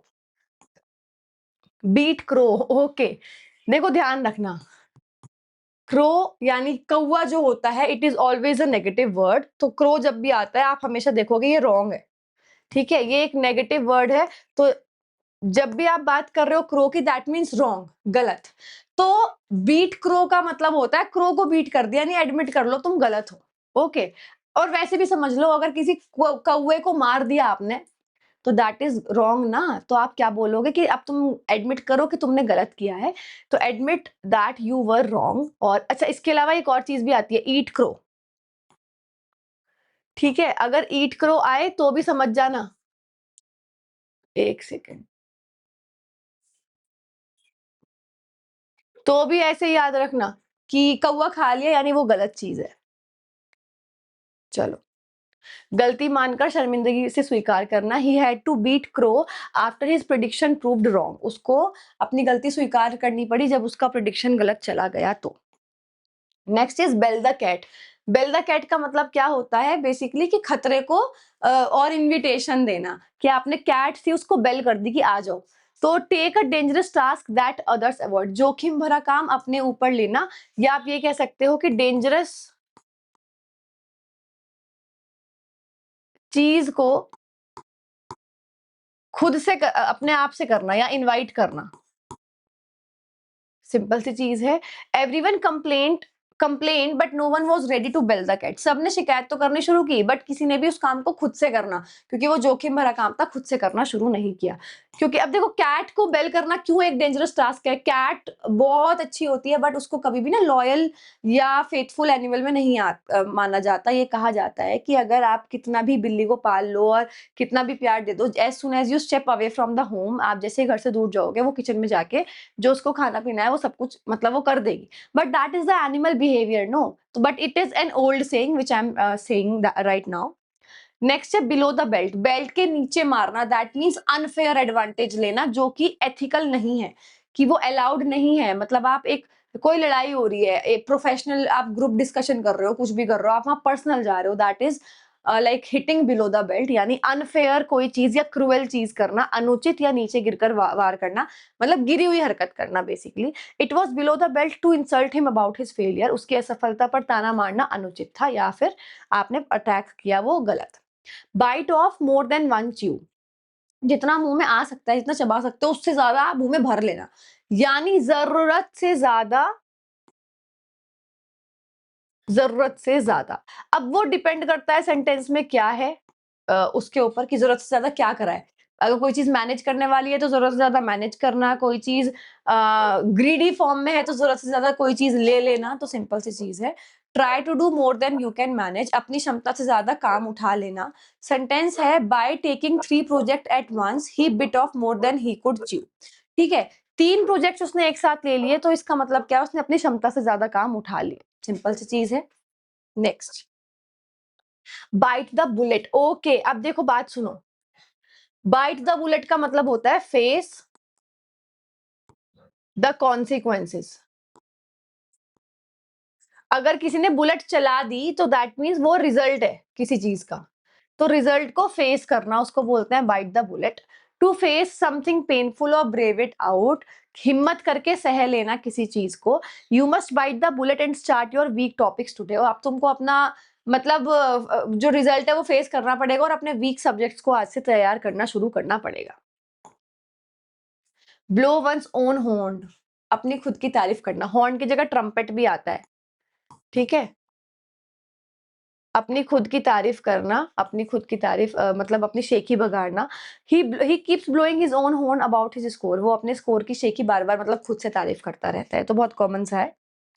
Blow one's on trumpet same, praise oneself अपनी तारीफ खुद करना सेम है, एग्ज़ैक्ट बिल्कुल ये रिपीटेड है। Break one's duck, okay it is nice, it is really really nice है क्या, पहले ये सुन लो। देखो, ब्रेक वंस डक का मतलब होता है, डक वर्ड आता है, अगर क्रिकेट की बात करूं तो बोलते हैं ना डक कर दो, मतलब जब बॉल बिल्कुल आए, अगर लगेगी तो सर फूट जाएगा तो डक कर देते हैं, नीचे झुक जाते हैं ताकि बॉल ऊपर से चला जाए, उसको बोलता है डक करना। तो ब्रेक वंस डक का मतलब होता है अपना पहला स्कोर बनाना, ठीक है? डक जो यूज होता है क्रिकेट में यूज होता है। अब क्रिकेट का मतलब क्या हो गया, गेम, कोई गेम, तो गेम में क्या बनते हैं, स्कोर्स बनते हैं, ध्यान रखना। तो स्कोर और succeed for the first time, पहली बार सफलता या स्कोर करना। The striker finally broke his deck with a duck with a brilliant goal, जो स्ट्राइकर है उसको पहली बार जो आप कह सकते हो उसने सबसे पहला बार अपना स्कोर बनाया। Break the bank, break the bank का मतलब है बैंक लूटने पड़ेंगे, राइट? तो ब्रेक द बैंक आता है यानी कि जब कोई चीज बहुत ज्यादा एक्सपेंसिव हो, बहुत ज़्यादा एक्सपेंसिव हो, आप अफ़ोर्ड नहीं कर सकते, तो उसके लिए बोलते हैं ब्रेक द बैंक, यानी जो बहुत ज़्यादा कॉस्ट करे, बहुत महँगा हो। This course won't break the bank, so I will enrol, कि जो कोर्स है वो बहुत ज़्यादा महँगा नहीं है, तो मैं इसमें एनरोल कर लूँगा। Bridge the gap, bridge the gap का मतलब है कि कोई गैप था, उस पे ब्रिज बना दिया, यानी जो रास्ता था बीच में जिसको आप कवर नहीं कर सकते थे, अब आपने वो कवर कर रहे हो। शॉर्टन करना किसी चीज को, to reduce difference between two things और पीपल, तो गैप को कम करना, सिंपल सी बात है। जो भी गैप है, जो दोनों के बीच में डिफरेंस है, कोई दो लोग, दो कोई सामान, उसके अंतर को कम करना। Regular practice will bridge the gap between speed and accuracy, जो अगर आपके साथ ऐसा है कि स्पीड और एक्यूरेसी में आपका गैप है, स्पीड ज्यादा होती है तो एक्यूरेसी कम हो जाती है, एक्यूरेसी ज्यादा है तो स्पीड ज्यादा लग रही है, तो उसमें अगर आप रेगुलर प्रैक्टिस करोगे तो वो गैप भी खत्म हो जाएगा। Bring to the occasion, bring to the occasion का मतलब होता है कि जब ओकेजन आया तो मतलब किसी चीज को ओकेजन पे लाना, ठीक है? कोई आपके पास चीज थी, आपके पास एक बहुत अच्छी सी ड्रेस थी, अब आपके पास मौका आया तो आपने उसको पहन लिया, तो मौके पर चीजों को करना, सिंपल सी चीज है। मौके पर चीजों बोल दो, या मौके पर खड़ा खरा उतरना, जब जरूरत पड़ी उस टाइम पर आप खरे उतरे हो, अगर तो मौके पर खरा उतरना। She brought her best to the occasion during the interview, जब इंटरव्यू हो रहा था तो उसने अपनी बेस्ट परफॉर्मेंस दी, मतलब जब मौका आया तो उसने अपना सर्वश्रेष्ठ दिया। बर्न द मिडनाइट ऑयल, देखो मिडनाइट ऑयल का मतलब है आधी रात तक तेल जला के आप पढ़ रहे हो, ठीक है? यानी कि आप बहुत ज्यादा हार्ड वर्क कर रहे हो, कड़ा परिश्रम कर रहे हो, हार्ड वर्क। टू स्टडी और वर्क लेट इनटू लाइट, देर रात तक काम करना। She burn the midnight oil to finish the revision before the exam, उस वो आधी रात तक या फिर बहुत ज्यादा उसने देर रात तक पढ़ाई की ताकि एग्जाम से पहले वो अपना रिवीजन कर सके। वापस आ गया बर्न द मिडनाइट ऑयल, ये रिपीट है। बर्न द मिडनाइट ऑयल यानी जिस, ये पास्ट टेंस में आ गया, जिसने इतनी मेहनत की हो, ये तीन रिपीट है। बरी द हैचेट, हैचेट का मतलब क्या होता है, बेसिकली लड़ाई, ठीक है? बरी का मतलब दबा देना, वैसे हैचेट का मतलब लड़ाई नहीं होता, चाकू होता है, तो आपने उसको दबा दिया, इसका मतलब भूल गए हो आप बात को। तो मेक पीस और एंड अ क्वेरल, यानी झगड़ा खत्म करना, समझौता करना। It's time to bury the hatchet and work as a team, अब ये टाइम आ गया है कि लड़ाई को भूल जाओ और एक टीम की तरह काम करो, simple. Call it a day, कि यार अब now I am calling it a day, मतलब मेरा दिन हो चुका है। जैसे देखो ये ना, आप जब भी कॉल इट अ डे आता है ना, आप मजदूर यानी वेजर्स पे आ जाओ, डेली वेजर्स पे, जो मजदूर होते हैं, ठीक है? तो उनको दिन का पूरा पगार मिलता है, एक दिन का पगार मिलता है। तो जब तक शाम को 5 बजे तक अगर वो काम करते हैं, दे कॉल इट अ डे, कि आज का मेरा दिन अब हो चुका है, उनको उस टाइम मिलती है सैलरी या उनकी जो डेली वेज होती है वो। तो कॉल इट अ डे का मतलब है जब आप कहोगे कि मेरा अब दिन हुआ है, दैट मीन्स जब आप अपना एक दिन का काम कर चुके हो। ठीक है, to stop working for the day, आज के लिए काम जब आपका पूरा हो चुका हो, बंद कर दिया हो आपने। वी हैव रिवाइज्ड एनफ, हमने बहुत सारा रिवीजन कर लिया है, let's call it a day, मतलब आज के दिन के हिसाब से आपने अपना पूरा काम कर लिया है। ओके। कैन ऑफ वर्म्स, एक कैन है जिसमें कीड़े मकोड़े भरे पड़े हैं, दैट मीन्स प्रॉब्लम्स का भंडार।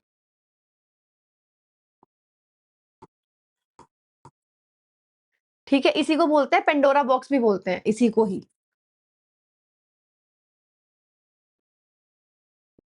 सो बेसिकली अब कैन है ना यहाँ पे, यानी एक ऐसी प्रॉब्लम जिसकी वजह से बहुत सारी प्रॉब्लम निकल रही हूँ।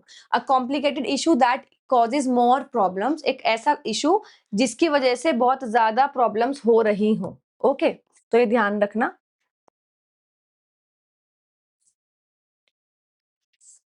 Bringing up that topic will open a can of worms, यानी अगर आप एक टॉपिक को उस टॉपिक को उठा रहे हो तो उसकी वजह से और ज्यादा मुश्किलें बढ़ जाएंगी।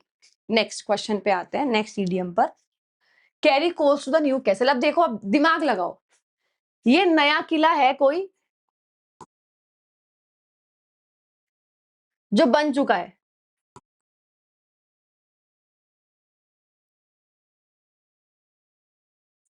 उसमें कोयला कैरी कर रहे हो भाई, कोयले से पहले बनाए जाते थे ना, अब तो वो बन चुका है ऑलरेडी, उसमें ले जाने से क्या होगा, यूजलेस चीज अगर आप कर रहे हो। Do something pointless by taking something to where it's already plentiful, बेकार काम करना या किसी चीज को ऐसी जगह लेकर जाना जहां ऑलरेडी हो वहां पर बहुत सारी चीजें। जैसे selling umbrellas in a rainy town is like carrying coals to Newcastle. अब आप जहां जिस शहर में बहुत ज्यादा बारिश होती हो वहां पे आप अम्ब्रेला बेचने गए हो, अब तो भाई वो बेकार है ना, क्योंकि वहां तो ऑलरेडी होंगे उनके पास, समझ रहे हो। कास्ट पर्ल्स बिफोर स्वाइन, अब इसका मतलब क्या है पहले तो ये समझो।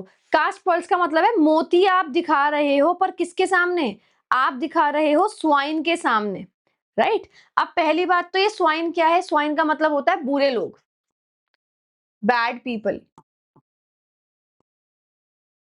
तो किसी ऐसे इंसान को कोई चीज दिखाना जिसे उसकी वैल्यू ना हो, सिंपल सी चीज है। ठीक है, तो offer something valuable to those who don't value it, अयोग्य लोगों के सामने मूल्यवान चीज रखना, सिंपल सी चीज है। जैसे अगर आप एक एडवांस कॉन्सेप्ट कुछ समझा रहे हो, वो भी ऐसे क्राउड को जो इंटरेस्टेड ही नहीं है, तो बेसिकली आप अपनी एनर्जी वेस्ट कर रहे हो, आप बोले जा रहे हो तो समझ ही नहीं रहे सामने, तो उसको बोलते हैं it is like casting pearls before swine. Next देखते हैं, cast the first stone, okay, पहला पत्थर मारने वाला। ओके, इसका मतलब क्या है लिटरल सेंस में।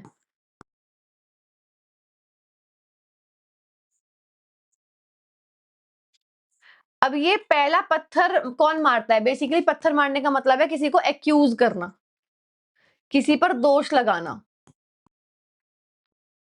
तो ऐसा इंसान जो सबसे पहला हो, जो दोष लगा रहा हो और वो खुद भी दोषी है, तब हम बोलते हैं, ठीक है, be the first to accuse when you are not innocent, खुद दोषी होकर भी सबसे पहले आरोप लगाना। Don't cast the first stone when you have made the same mistake, कि कम से कम तुम तो दोष मुझ पर लगाओ ही मत, क्योंकि तुमने भी वो सेम गलती की हुई है।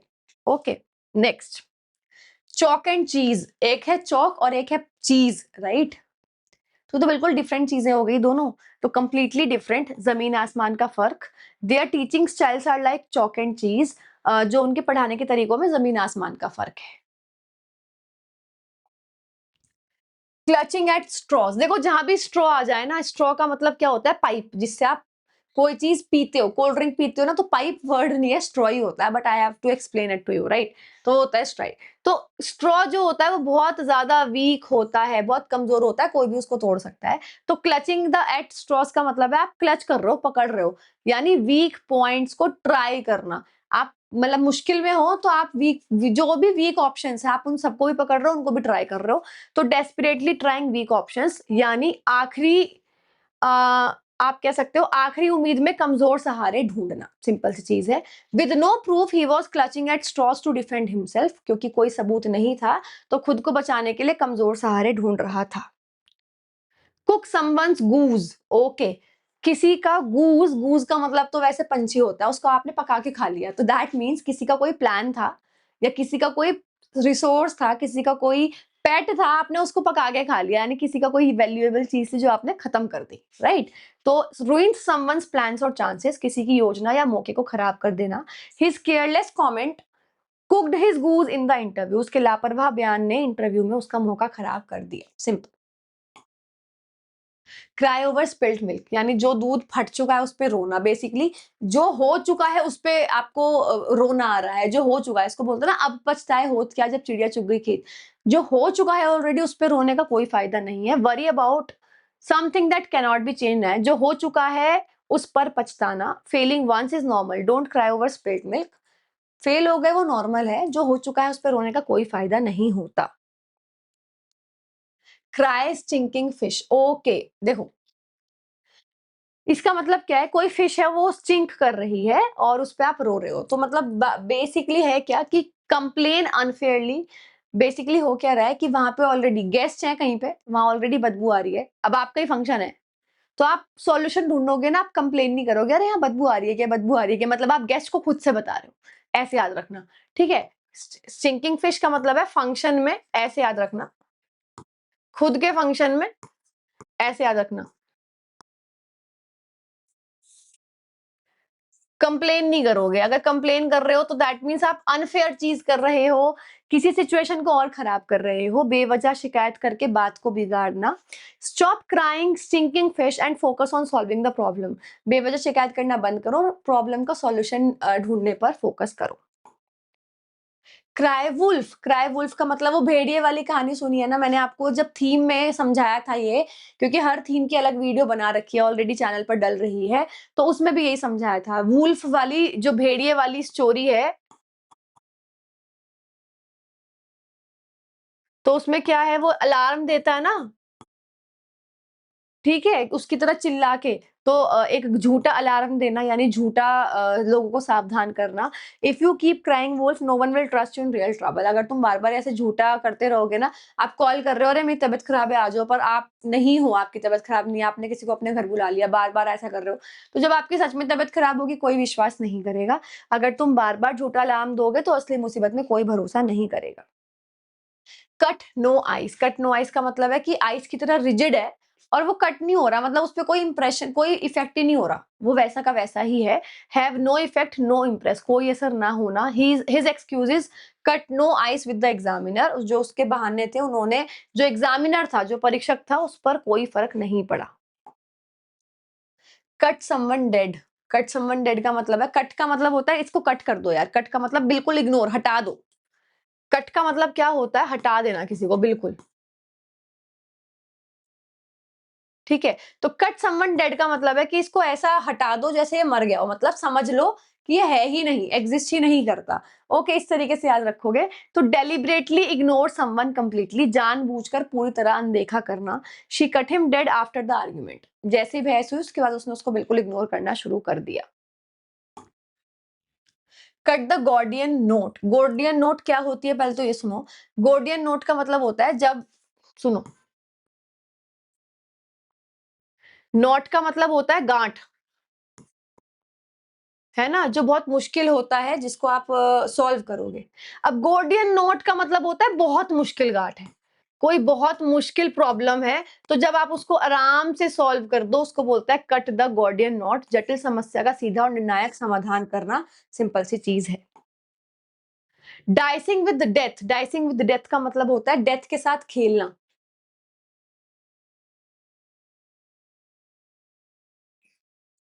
लूडो में डाइस आता है ना, तो एक्सट्रीमली डेंजरस रिस्क लेना यानी मौत के साथ खेलना। Riding without a helmet is dicing with death, यानी अगर आप बिना बाइक चला रहे हो बिना हेलमेट के, इट इज जस्ट लाइक कि आप मौत के साथ खेल रहे हो। क्या आप एसएससी एग्जाम्स की तैयारी कर रहे हैं और कंफ्यूज्ड हैं कैसे प्रिपरेशन करें? देखो, कोई भी कॉम्पिटिटिव एग्जाम अगर आपको निकालना है तो सबसे जरूरी है आपका उसमें हार्ड वर्क, उसके बाद right strategy and right guidance. मैं Shubham Jain, ex GST inspector, जिसने अपने 7 साल के टीचिंग करियर में लाखों बच्चों को ट्रेन किया और उनकी ड्रीम जॉब तक पहुंचने में मदद करी है। मैंने खुद एसएससी सीजीएल एग्जामिनेशन को फर्स्ट अटेम्प्ट में निकाला था, तो I know the best method जिससे कम से कम टाइम में अपन प्रिपरेशन तक कर सकते हैं। आप लोगों के लिए लेके आया हूं ऑफिसर बैच, एक ऐसा बैच जिसमें बेसिक्स टू हाई लेवल सारी चीजें आपको कराई जाएंगी।